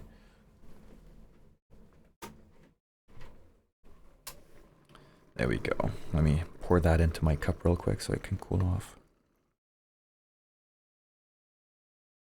There we go. Okay. That is probably too hot now because I let it boil. It's probably at like 80 degrees now. I bought a fucking thermometer so I can make sure my water is at temperature. It's not too hot. I take my tea brewing very seriously. You gotta make sure it's not too hot. You don't want to scorch it. Oh, it is like 80 degrees. Ugh, okay. We'll have to let that sit for a bit. Okay, we'll use that time to take a look at the Okutama hike photos. There we go. Let me full screen that. So, Okutama hike. Okutama is outside of Tokyo. It's to the west of Tokyo. Takes a while to get there. Like from Shibuya Station or Shinjuku, I think. From Shinjuku Station, it's like an hour 30 or something like that. It's not too long, you know. Japanese public transport is very, very nice. But it does take a while to get around. It's quite a distance that we covered, but again, you know, you gotta get there. This is not Okutama, actually. This right here is Ome Station. This is where I had to change train. The trains are scheduled in a way that you get off at Ome Station and you just walk across the little platform, the train platform, and on the other side of the platform there's the train to Okutama. So it leaves like 2 minutes after you arrive, so you walk over there. But I scheduled to meet up with a classmate here, with my Italian classmate. And because I was early, I decided to take the next train and spend some time at Ome Station to walk around, take some photos of the environment, and just, you know, get a feel for wherever I am.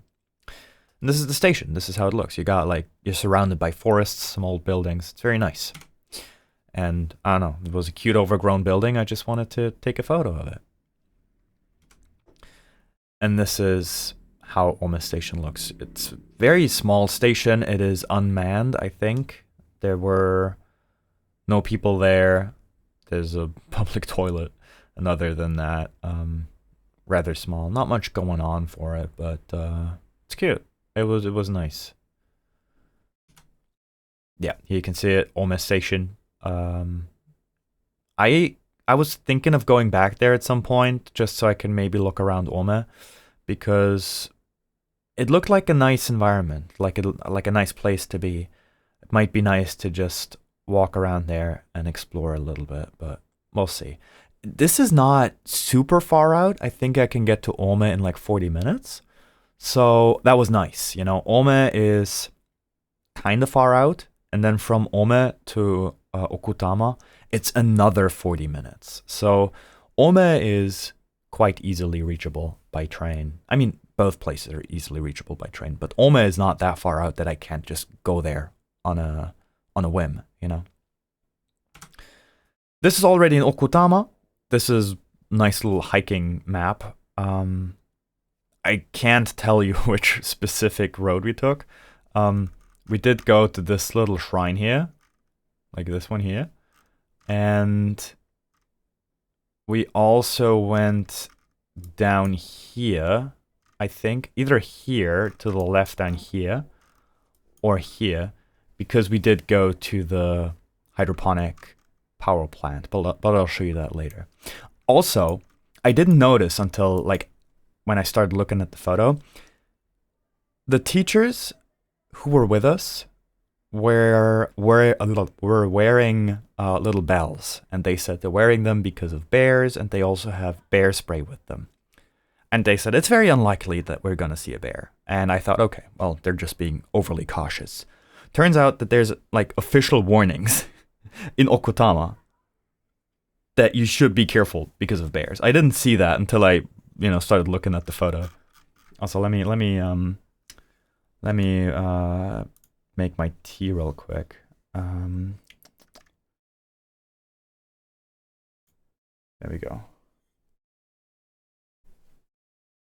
I had some water cooling off on the side here. We're at 70 degrees now. This is going to be 2.5 minutes now because we did... oh my god, that is hot. Oh my god, my cup is so hot. Ouch. Oh my god, that's so fucking hot.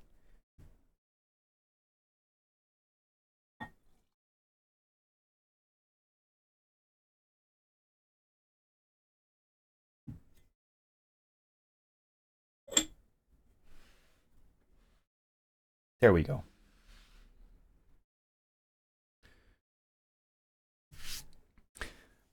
Okay. So I didn't notice until like when I started looking at the photos, but they are telling you to be careful of bears. Like, be mindful of bears. Make sure you make sound because they're gonna fucking eat you alive. That's not what it says here, but I can't read it. It's too much kanji. I don't understand. But yeah, that was interesting to see. Yeah, this is basically where we started. Weird framing here because I wanted to crop out the people. Oh, fear deep fried SG. Wait, fear deep fried. Yeah, fear deep fried SG. Welcome in. Thank you for the follow. I appreciate you stopping in. Hello. How you doing? Yeah, this is we're looking at photos from my Okutama hike last night. Welcome in. Yeah, I went hiking in Okutama last night, and we're taking a look at some photos. This is the station. It's this is surrounded by forest. It is very pretty already. You do have the very nice fall colors, and I just want to point out, the photos I took look kind of washed out. They don't look as impressive as it actually looked in real life. So the fall colors really... they were really, really stunning in person. Obviously, if you look at a photo, it's not going to come across. I do have one photo a bit later on that I edited to kind of bump up the contrast, to kind of lower the exposure a little bit, to hopefully recreate the actual color intensity. But I didn't want to edit all the photos because I'm a lazy piece of shit. But yeah, this is at the station. This is like right next to the station. Everything here is unmanned, so you got to make sure your Suica public transport card has enough charge on it, or you will not be able to, walk here or like get off here. Also, my tea is ready.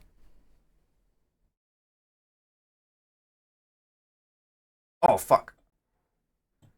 I forgot to use the metal sieve. I knew this would happen eventually.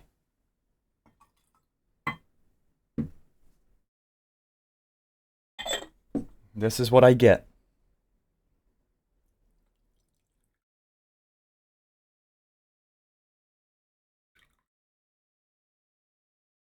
Basically, little bone tentacles. Aren't fingers always little bone tentacles? I don't think I'm special here, buddy.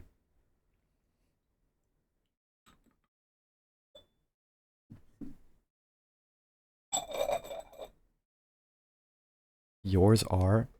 Mine are just fingers? I don't think so. I think yours are bone tentacles as well, buddy.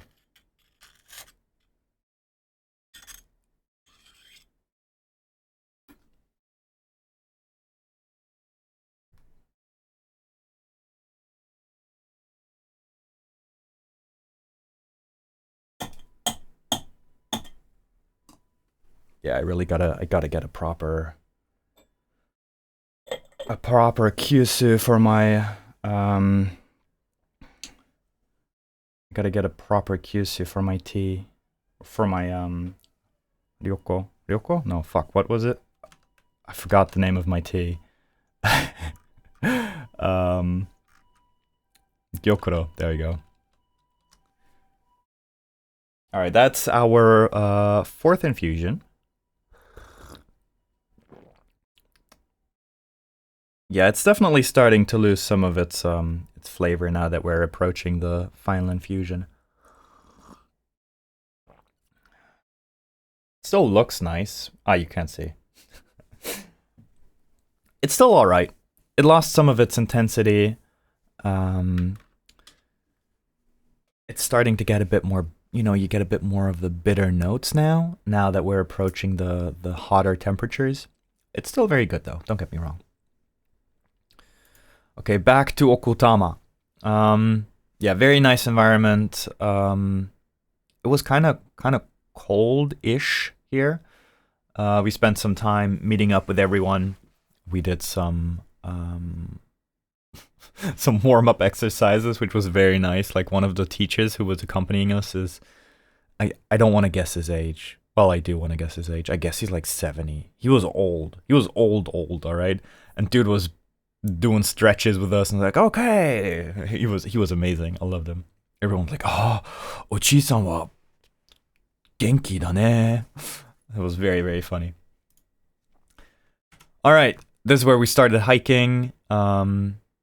Again, I really should have bumped up the contrast here or lowered the exposure a bit. Everything looks a bit overexposed on the photos, but it was very nice. There was a small bridge that we walked across. Beautiful, beautiful forests in the area. Very calm, very nice, very quiet. Even though we were like 100 people, we were, divided into groups. It was very, very nice. It was a very enjoyable experience. I do think on my next hike, I want to be alone. As much as I enjoyed speaking Japanese all day, sometimes you don't really want to talk, right? You just want to look at the forest, maybe snap a few pictures, and then just stand there and look out there and be like, okay, that's nice. You don't always want to have a conversation about it. Same bridge. You can see like the little building here. You can see it down here. This is that same building, just a little bit of a different composition. I really like this one. You can see all the the forest, the beautiful colors, and in the midst of it, there's like this tiny little building. Well, not a tiny little building, but you can see this building here. It's very, very cute, very pretty. I really enjoyed that. I think that's a very nice photo. I'm very happy with it. Maybe I'll bump up the contrast and lower the brightness on that one. Make it really pop. This is the one I edited. This is a bit more vivid, a bit more the colors are a bit more intense. Again, up here you got like some overexposure because, up here in this area, because it was very bright. The sun was shining. It was a very, very sunny day, which is good for hiking because it wasn't overly warm.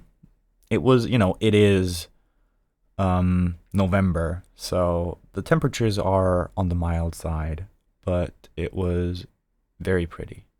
And what's impressive to me is this is like just an hour and a half outside of Tokyo, or an hour and a half away from Tokyo, and it feels like you're just in the middle of nowhere, but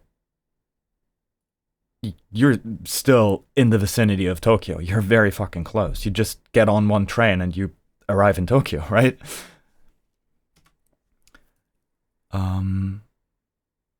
Another cute little bridge, another like cute little house over there. There's some people there. Yeah. And we were hiking along this river for a huge chunk, or the main chunk of our hike here. Yeah, same little building. I took like 3 photos of the same thing. Oh, here we got some branches in the foreground. Ain't that some shit? This looks like this one is probably even better because of the branches that cover up some of the stuff. It's very cute. So yeah, then we walked up a small hill. There was this, I don't think it's called a shrine. There's a specific name for this, like an offering thing. Maybe it is a shrine. I don't know.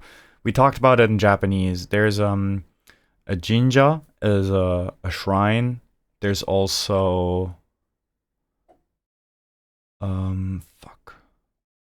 Jinja? I think jinja is a Buddhist shrine. There's 2 different words for shrine. There's jinja. Otera? I think otera. It might be otera. Otera? I'll go with otera. I'll actually, fuck. Let me look it up. I'm in front of a PC. Shrine. Shinden? Jinja? I thought it's otera.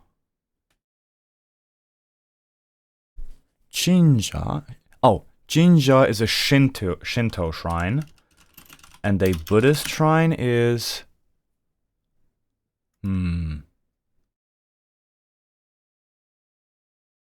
Can't find it.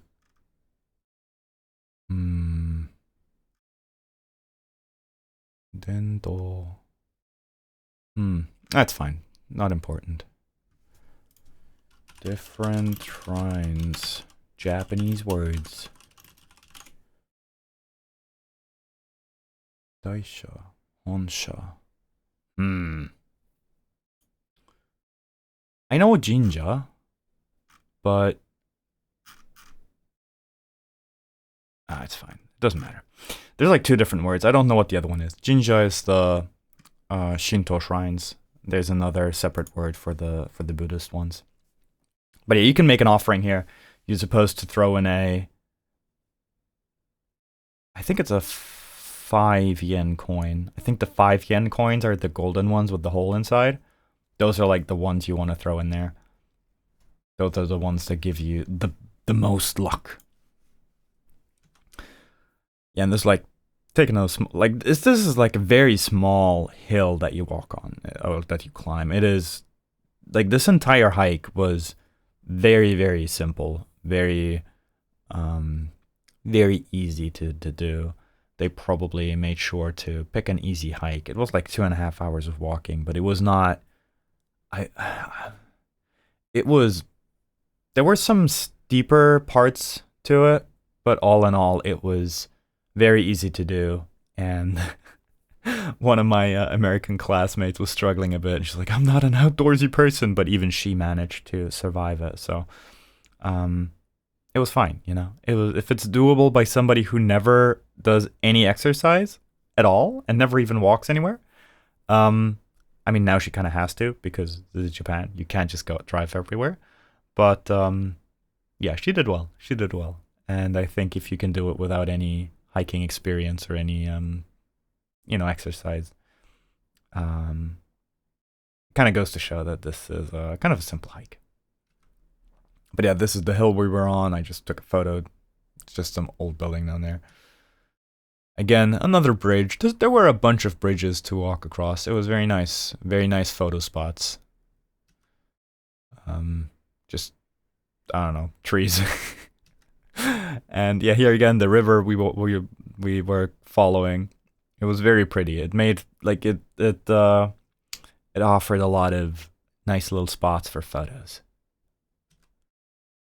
Again, I think that's the bridge we just saw on this photo. Oh yeah, here you can see it as well. I just walked like 5 meters and took another shot at like the bridge to the right there.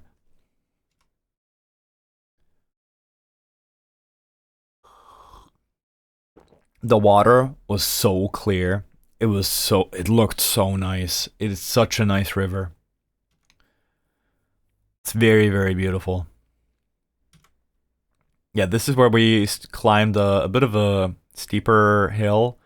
People were struggling here. They had steps, you know. They had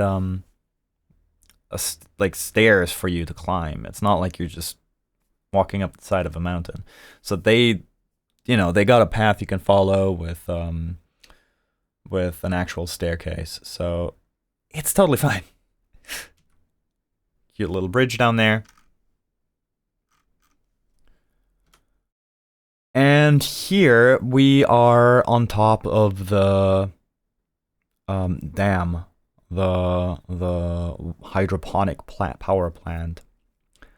And we actually got to walk inside of it, but I have some pictures of that later, because apparently during summer, I don't know, not now, but fish swim up the stream to lay their eggs, and you can actually see that here. They swim up this like little man-made staircase, and they end up in the.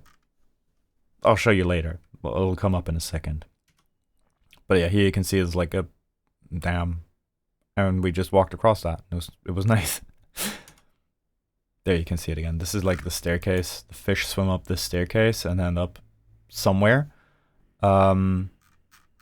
We'll see that in a bit. Yeah, we walk down like this huge staircase. It's quite far below the river. You just walk down there, and this is like the little section that the fish usually swim up. They swim up here, and they can get through the power plant without, hitting a wall, basically. And here you can see it from the other side. So I don't know, they end up somewhere here, I guess. They just swim up those staircases we saw here, or just swim up the staircase. They swim up here, and then they end up here. So they're not, locked out of their territory just because of the power plant. Yeah, and then we just continued walking. There were some, what do you call them? Canoes? No people, but a bunch of boats. Very pretty. It was very, very nice. And more fall colors. Everything was super colorful. I was a bit worried at first that we might be late, because it is November now, mid-November, and I was worried that we're gonna be too late to see a lot of the fall colors, but we weren't. We were, like, it's perfect timing. I mean, this tree here has already like shed its leaves, but there was so much red. Everything was red. It was so pretty. So I was thinking of maybe taking another hike next week, because, like, on my own, because I think it might be nice to, appreciate the fall colors while they're still here.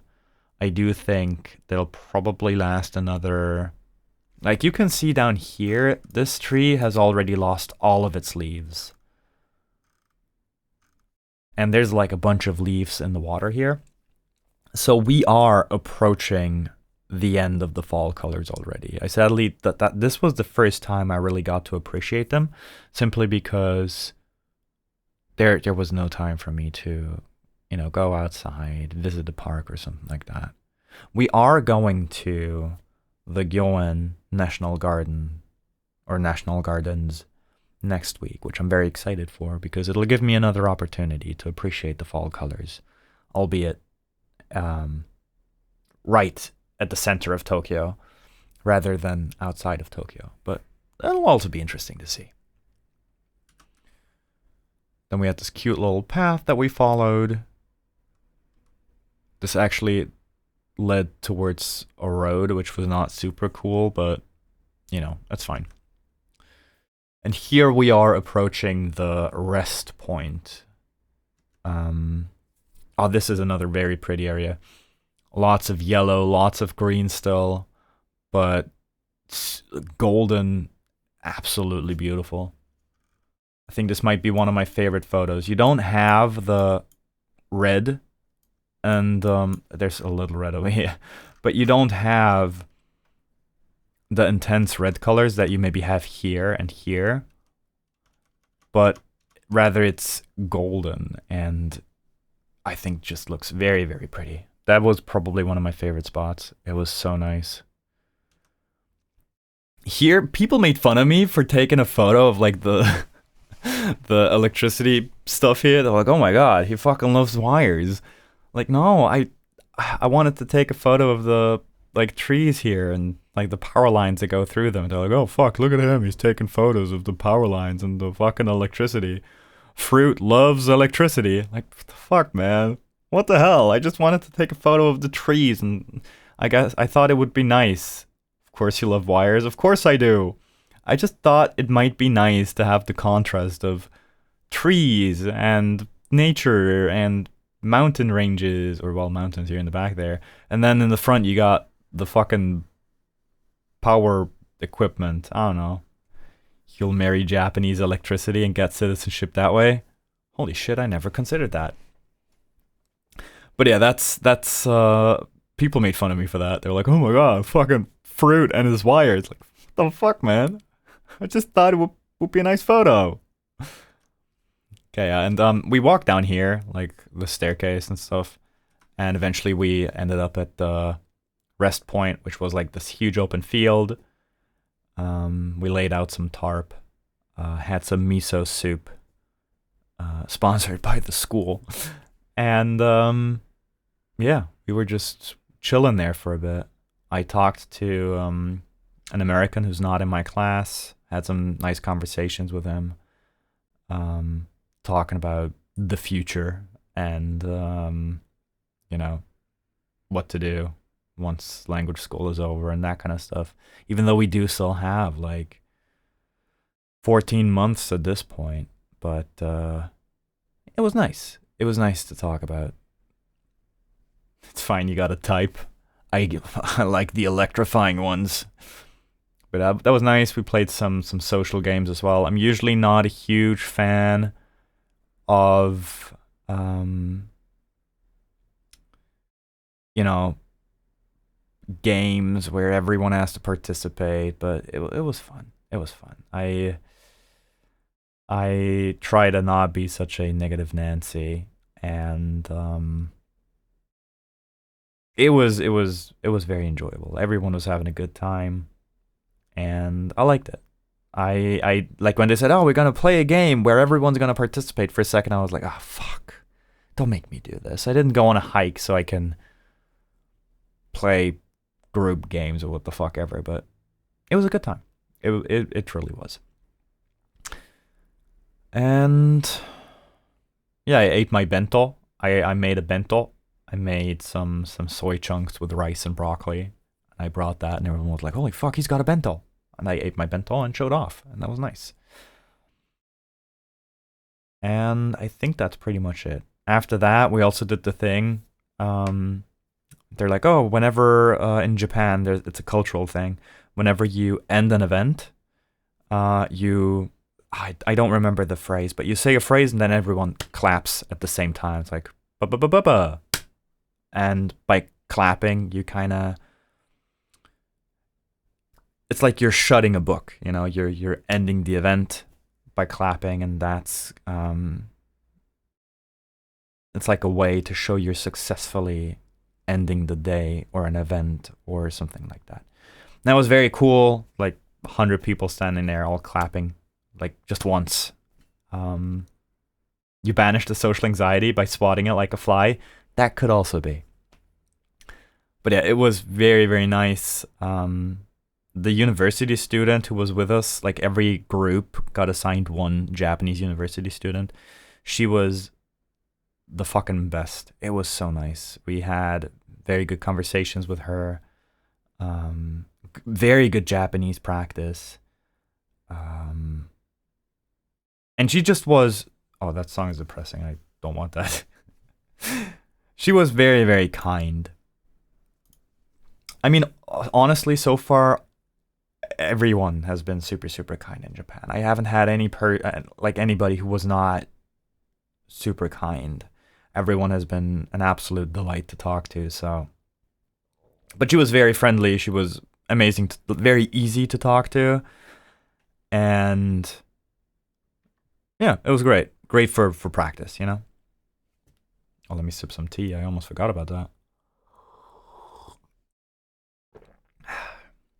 Yeah, we hung out here for like an hour, I think, and after that we made our way back. I think this is actually the last photo. Yeah, it is. The way back was a bit of a pain in the ass.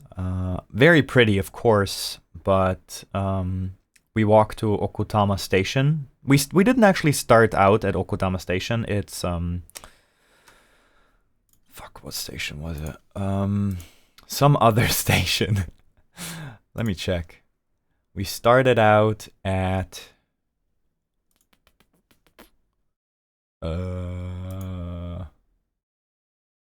Hatonosu Station. So you start out at Hatonosu Station and then you walk to Okutama Station. Well, at the end you walk to Okutama Station. That's how we did it, at least. And yeah, it was nice. The hike was very nice, but the walk to Okutama Station was a bit of a pain in the ass. There was... we were walking right next to the street. There was a lot of traffic. At least there was a sidewalk to walk on because it's such a busy street. But the walk to Okutama Station was probably like my least favorite part of the entire hike. It was only like 30 minutes or maybe 25 minutes, but you can't really talk to people because certain parts of the sidewalk were so narrow that you had to walk in a single line. It's loud because of the traffic. You can't talk to the people in front of you. You can't look behind you because you can't see where you're going. You'll trip, you'll fall onto the road and get crushed by a truck. You know, it was not that nice. On the other hand, during this time, I probably also had the best conversation with my with our language student or our Japanese university student. So, you know, it kind of took a not so nice situation and turned it into something quite enjoyable. And yeah, we hopped on the train together at Okutama Station, still, you know, chatted a bit with our assigned university student. And I got off a little earlier than the others and went home, had some food, and went to bed. That was it. But yeah, it was very enjoyable. I do wanna go on a more challenging hike next time. I really wanna, I wanna come home drenched in sweat, fucking dying. I want my hikes to be a good workout. I don't want of course they should be they should be enjoyable, Gotta have pleasure to also have pain, I guess. I don't know. It's I want my hikes to be challenging, I wanna climb Mount Fuji next year, so I don't wanna just go hiking to go on a walk. And yesterday was like, I don't know, not even 20,000 steps, It was fine for socializing. It was a bit of a lackluster hike.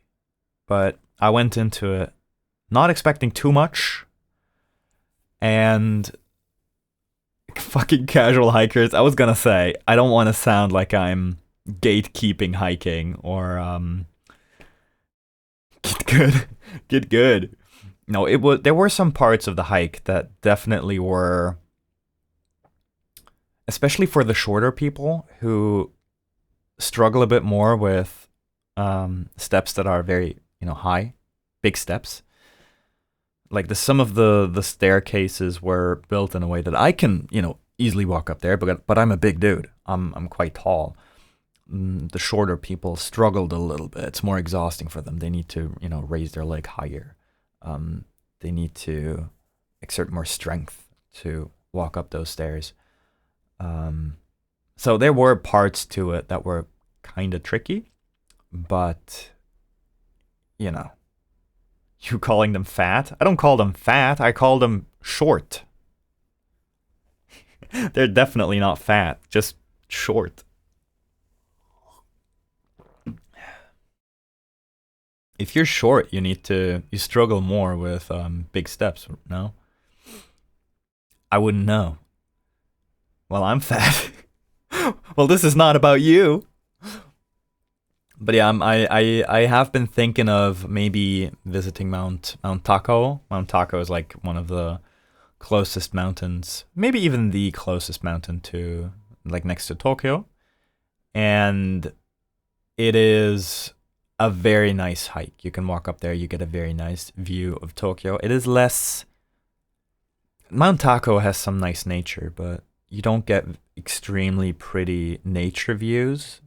But what I'm looking for is a view of Tokyo instead, so you can really see all of, well, maybe not all of Tokyo. I'm not sure. You get a very nice view of Tokyo is what I'm trying to say.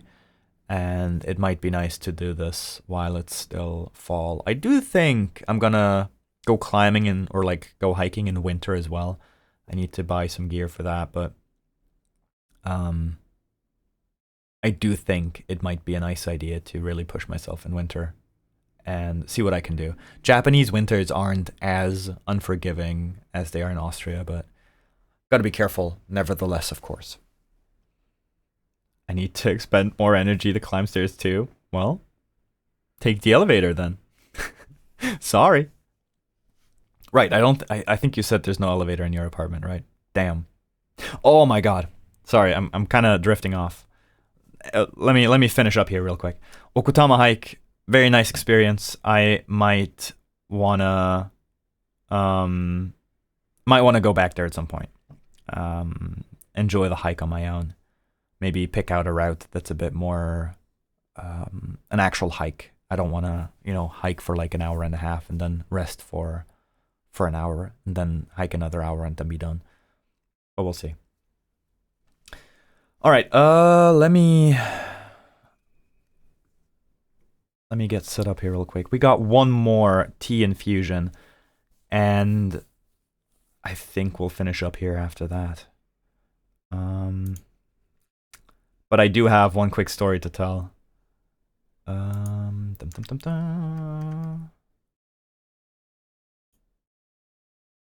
fuck, I need more tea water.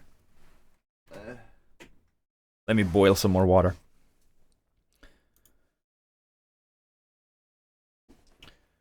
Alright, what the fuck are winters in Austria like? It's literally next door from me and winters here are mild as shit. Well... Also, sorry for the noise in the background, I'm boiling water.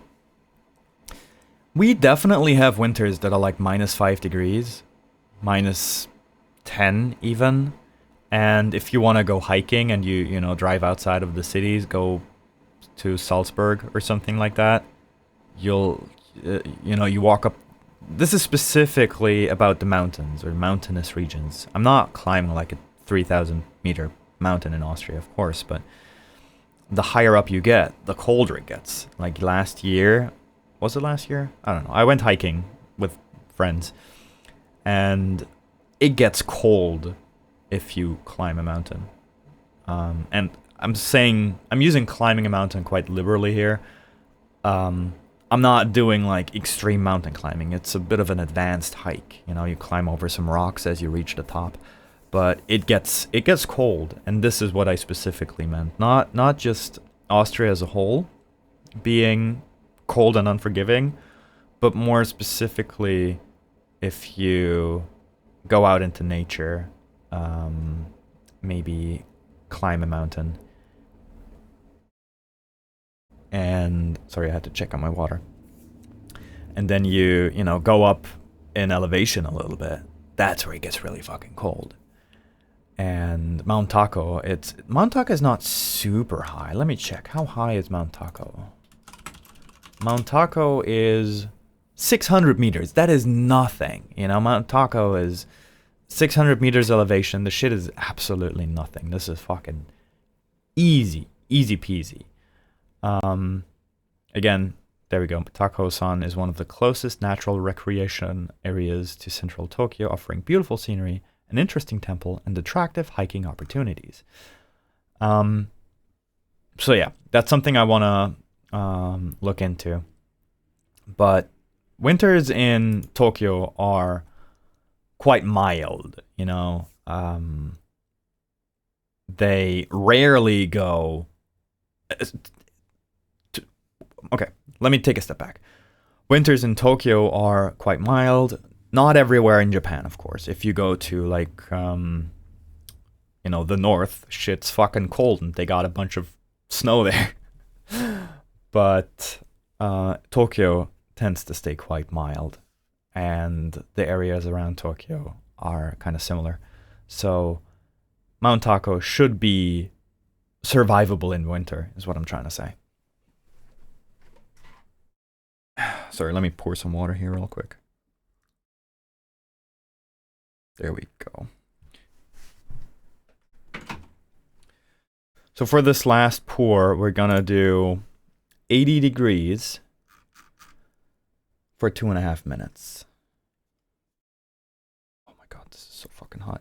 By the way, these little teacups I've been using, I got them for free on the side of the road. Somebody put up a sign with, "If you want, feel free to take them. Thank you." And I'm like, holy shit, free shit. And I took it. And I also took, like, the two little sake cups in the back that you can see there. I picked them up for free as well. Oh, I should have taken one of the rice bowls because I only have 2 bowls. I have, like, a small one right here and the bigger one. That's all the bowls I have. And it's a bit annoying because if I don't want to do the dishes immediately, I am immediately out of bowls. But, you know, it's fine. I walk past that, I think it's a shop or something, and I check every day if they maybe have some new bowls or dishes for me to take home. But yeah, what I've been meaning to talk about, since we were talking about stairs, the staircase of my apartment building is so, it's not high at all. It's super low. So I always have, like, the ceiling is so low, I have to be super careful walking downstairs because I will bump my head every single time. I just don't learn. So I always have my head tucked in now. To be fair though, I gotta, like, you know, bow my head pretty much everywhere or I'll bump my head. Like trains, everywhere. It's just the ceilings are kind of low. Okay, 2 minutes and 30 seconds. That's the last infusion. The 5th infusion of today. Oh my god, this is so hot. We're gonna finish up after that. Oh, that is so fucking hot.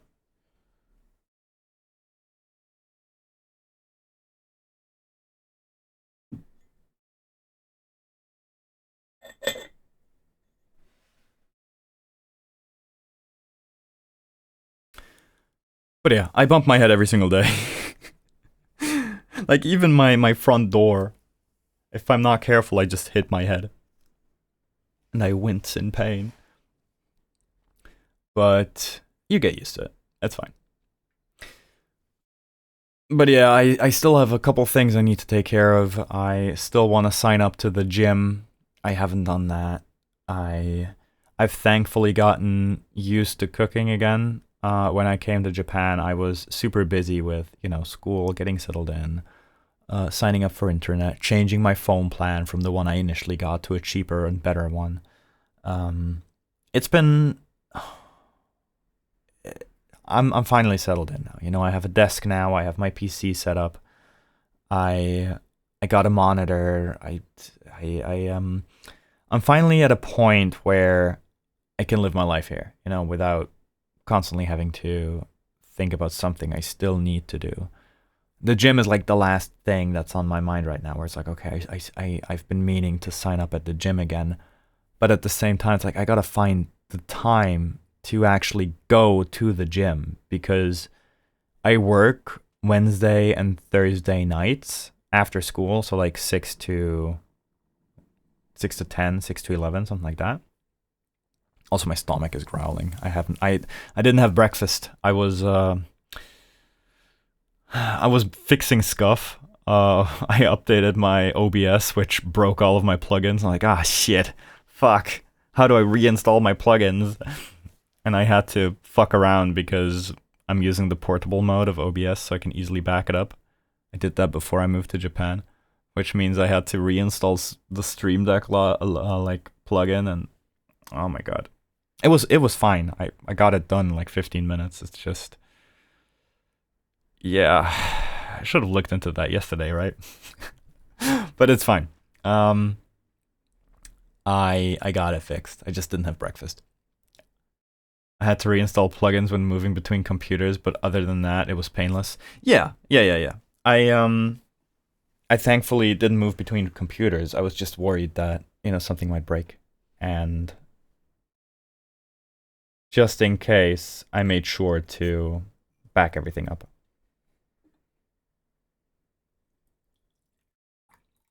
Okay, this is the last infusion of today. I learned that web phishing doesn't have cloud saves. Oh my god, what the fuck?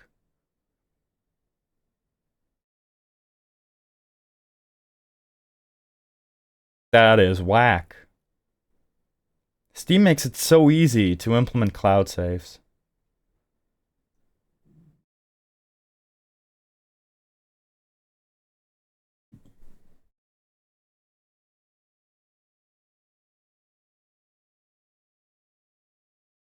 There we go. Last infusion of the day, 2.5 minutes at 80 degrees. Let's see how we like it.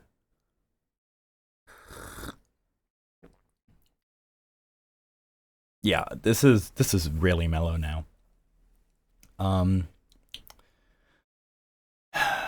don't want to say that it tastes similar to sencha, because I feel like sencha tastes a bit sweeter. But by now, this has lost a lot of its extremely umami characteristics, and it's more of a mellow green tea. It already started with the second infusion. The first one was very, very unique, maybe because of the extremely long cold brew infusion. 14-minute room temperature infusion is obviously quite different from like a 2.5 minute infusion at 50 degrees. So I'll have to keep that in mind. I might try this again with I got a little booklet with the tea, which recommends 10 grams of tea to 60 milliliters of water, which is an insane amount of tea. It's like almost 3 times as much tea for the amount, like if you scale it up to 100 milliliters, which I used here. So that is crazy amounts of tea. And it already, like the room temperature infusion already tasted super, super intense. I'm not sure I'd want this to be even more intense. Though I do have to admit, the little booklet also doesn't suggest a 14-minute room temperature infusion at first. They Also, don't mention second, third, fourth, and fifth infusion though, which with loose tea you always want to do. If you buy loose tea, you don't want to just use it once and be done with it, right? Because you're spending money on tea here. You want to make sure you actually get all of the flavor out of it. So you got to do at least a second infusion. In my experience, usually the second infusion is the one I enjoy the most. But today was also my first time trying like a room temperature, kind of cold brew-ish infusion with green tea like that. Well, not really. I do make cold brew green tea in like my 500 milliliter bottle for school. But I use tea bags for that because it's not really a ceremonial thing like I'm having here. It's just something to sip on while I go to school, right? So I use the cheapest tea bags I could find because as long as it tastes like something, and cold brew always tastes like something, it's good enough for me, you know? I don't need it to be super high quality tea. And even the cheap tea is good. And even with those tea bags, I do a second infusion, by the way. So with even though you gotta expect cheap tea bags to not have a lot of flavor on the second infusion, especially the ones I have here. They're roasted rice with matcha powder, which is not really made to be infused a second time. The matcha powder is just gone. So on the second infusion, you don't really get a lot of that anymore. So something to keep in mind. You know, it's not really supposed to be infused a second time, but you know, it's fine. It works. It's okay. And I like to live frugally and save money on tea. But yeah, I still don't really know how I'm gonna fit going to the gym into my schedule. I want to do at least one study stream during the week, in the evenings. I want to keep doing these Ohio Furutsu streams. We'll have less to yap about as time goes on, of course. We might time cap it as well. I think that might be a good idea to say, okay, we got like 15 minutes of introduction, 30 minutes of yapping and tea, then maybe 15 minutes of Japanese, and after that we switch over to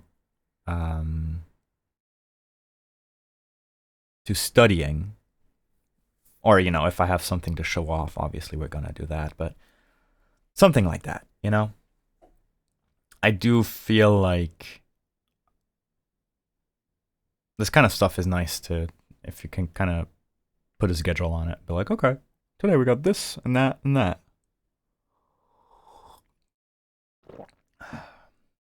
I like it. Honestly, the last infusion is very, very mellow, but it makes it super easy to drink. There's still this umami taste that kind of lingers in the back of your throat, which is very, very nice. I enjoy it. I really like this tea. I think the first infusion was super crazy, like completely different from anything I've ever had before, while the second, third, fourth, and fifth infusion are more in line with what I expect from a green tea. Still very umami, but also kind of sweet, kind of dry mouthfeel. I don't know. Maybe. I'm not sure. It's got like a bit of the bitter notes, but very, very mellow. So it's not overwhelmingly bitter. It's just, there's a slight tea bitterness to it, you know? I'll have to look into it. I'm very bad at describing tastes. Yeah, I'm gonna skip the kanji practice today because we have been going for 3 hours. I will look into... Also, I gotta admit, I didn't set up my iPad. I haven't set up the HDMI splitter, so I can't use it. Wait, actually... Wait a second, I can use it. Should we do some kanji practice? I don't even need the HDMI splitter, I just remembered.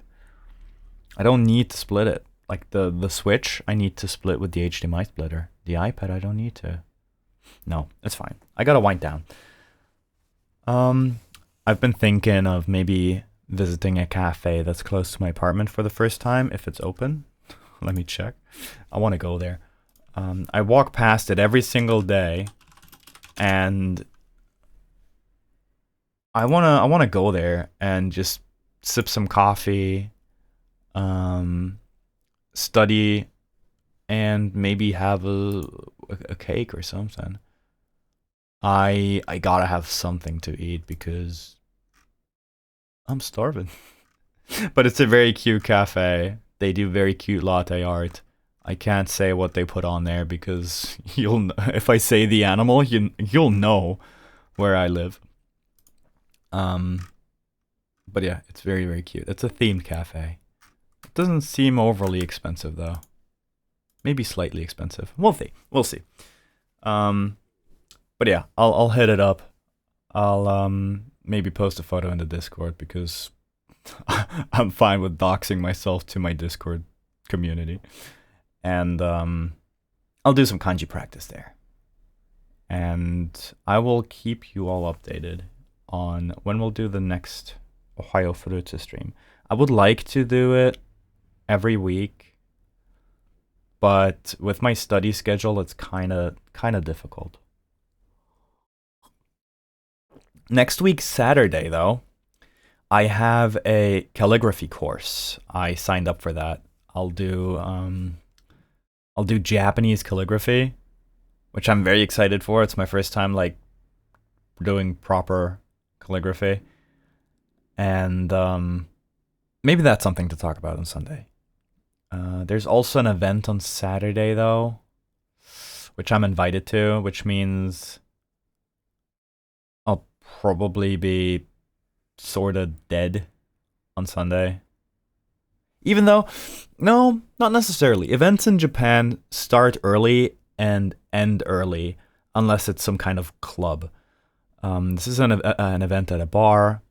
My Italian friend or my Italian classmate wants to go there. And it's like a meetup for international people and Japanese people, and you kind of intermingle, and you get talking, which is always nice. You can practice Japanese a little bit. And it starts at like 6 p.m., I think, and it ends at like 10.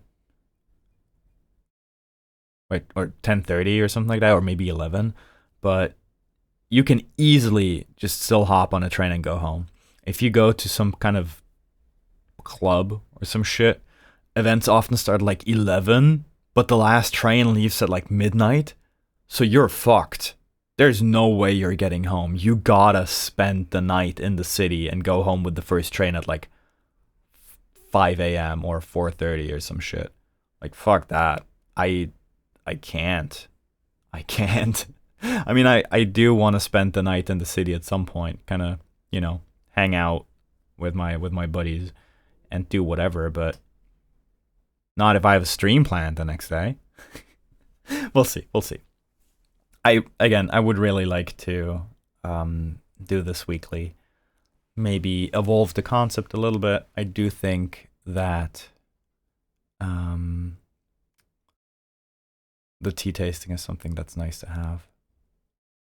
I don't know what we'll try next week. I was thinking either a sencha to, you know, introduce something a little more traditional, something that is typical Japanese green tea, or maybe I think it's ganmecha. Ganmecha?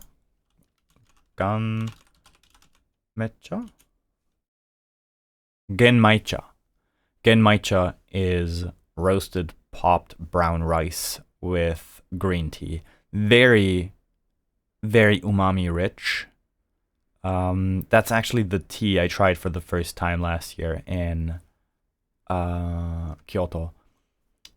Actually, now that I think about it, it might be nice to not try that because it has, again, strong umami. And I kind of want to go into a bit of a different direction. You know, we had the strong umami notes with the gyokuro today. Maybe some sencha might be nice. There's also hochicha, which is, yeah, that's the one that is mild. And or low in caffeine. The tea itself is not mild. It's very toasty and caramel like because the tea itself is roasted, which you usually don't see. But because of that, it might be nice. Maybe we'll go for some hochicha. Hochicha is like one of the more unique Japanese teas because it's very different from everything else. I do like the caffeine that I get from green tea, but it might be nice to try something with a little lower caffeine. A soothing option for any time of day and often enjoyed after dinner or in the evening. That is nice. I like that. Also, just roasted aroma, caramel-like flavor. Does make it sound very, very nice. Maybe we'll go for that. Cool. All right. I think I'm gonna leave it at that for tonight. Well, fuck, not tonight. Today. It hasn't been that long, has it? The kanji practice will sadly have to wait until tomorrow. Well, not tomorrow. Fuck. Next time. I did prepare some... Actually, you know what? Fuck it. I want to go through all the kanji I know. Why the fuck not? We do have an ad break coming up. I was gonna say the fucking timing is awful, but nope, it's perfect. We might as well look into the kanji I can do. Let me get it set up real quick. We do have an ad break coming up. It's just gonna be a short one. You know, I don't want to spend too much time. I am getting kind of hungry. It is noon now. So I'm gonna get set up, run a quick ad break, and when I'm back, we're just gonna do some very, very quick kanji practice. Go through all the kanji I know by now, and yeah, we'll see how it goes. Cool. Yeah, quick ad break. Thank you so much for sticking around, and I'll be right back. See you in a bit.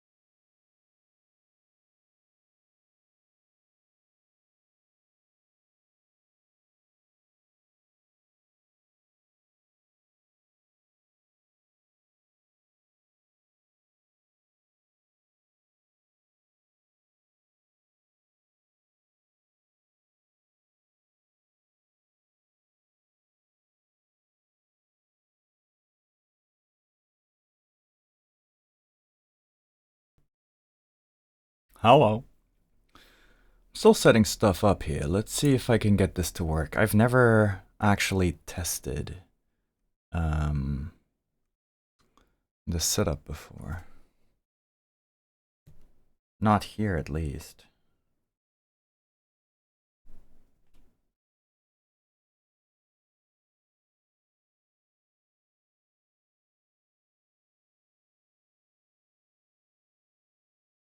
Let's see. Give me a second.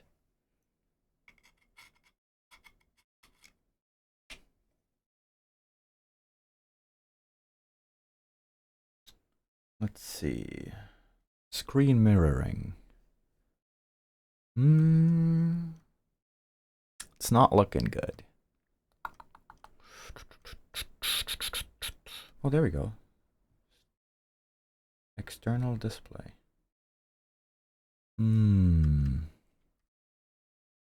Sorry about that. Just want to see if I can get that to work. Video capture device.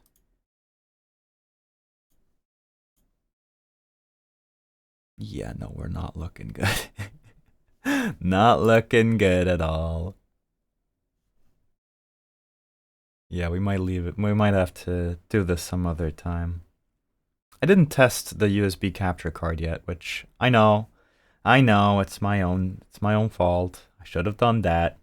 Should have checked beforehand if it works. I mean, the capture card definitely works. It's rather, I didn't check it with my current setup, and I should have done that.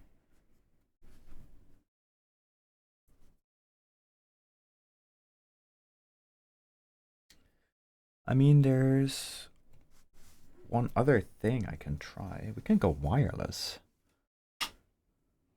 Should we try that? Sure. Why not? Let's try that.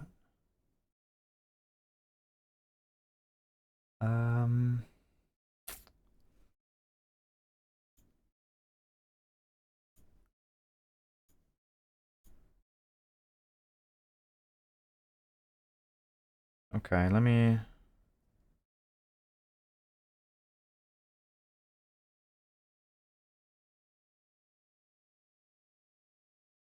Okay, I know this is not working. Alright, well, we're gonna leave it at that. I'll look into that. We're gonna do some kanji practice next time. It's fine, it's fine. Bit of a bummer. It would have been nice to show off all the kanji I already know. There's like 20 or 30 kanjis I've been studying, so it would have been nice to go through them. But we'll look into that next time. I'll set it up properly, I promise. I'll set it up properly. Alright, with that, I'm gonna just leave it at that, I guess. Thank you so much for hanging out. I'm very happy to be back.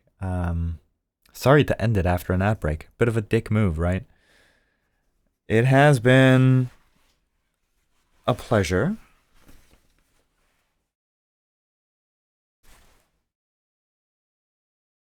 Why is there shit on my curtain? Damn. Yeah, it has been a pleasure. I will be back probably next week sometime. I'm gonna try to consistently stream again. Again, you know, with my schedule, it might be a bit rough here and there, but I'll make sure to keep you updated and to let you know how things go. If you're not in the Discord yet, as always, I post my schedules there first. I try to keep you guys updated there on my life. And yeah, I'm gonna continue studying Japanese like the good little boy that I am. And I will be back sometime next week to hopefully maybe study some Japanese during the week. I want to do some study streams in the evenings. And I do want to bring back the programming streams, the game dev streams. I have a really, really cool idea for the Halloween game that ended up not being ready by Halloween. I'm so fucking excited to start work on that. It's gonna be a bit of a monster battle fighting game thing. where viewers can build their own monsters and then fight each other. It's gonna be really fucking sick. It's gonna be a lot of fucking work, but I am very, very excited to get into that. And yeah, I can't wait. I can't wait. It's just a matter of actually finding the time for it. All right, with that, thank you so much for hanging out. I really do appreciate it. And I'm super, super happy to be back. I was very nervous at first, but now that I'm getting back into it, I totally enjoyed it. It was a very nice experience. Cool. I'll see you guys next week. Again, I'll keep you updated, as always. And enjoy the rest of your day. Or good night. I don't know. Wait. How does it go? Oyasumi nasai. Sure. Good night. I'll figure out a better send-off for next time. Thanks for hanging out. I'll be back next week. You guys enjoy. And again, thanks for hanging out. Have a good one. See ya. Bye.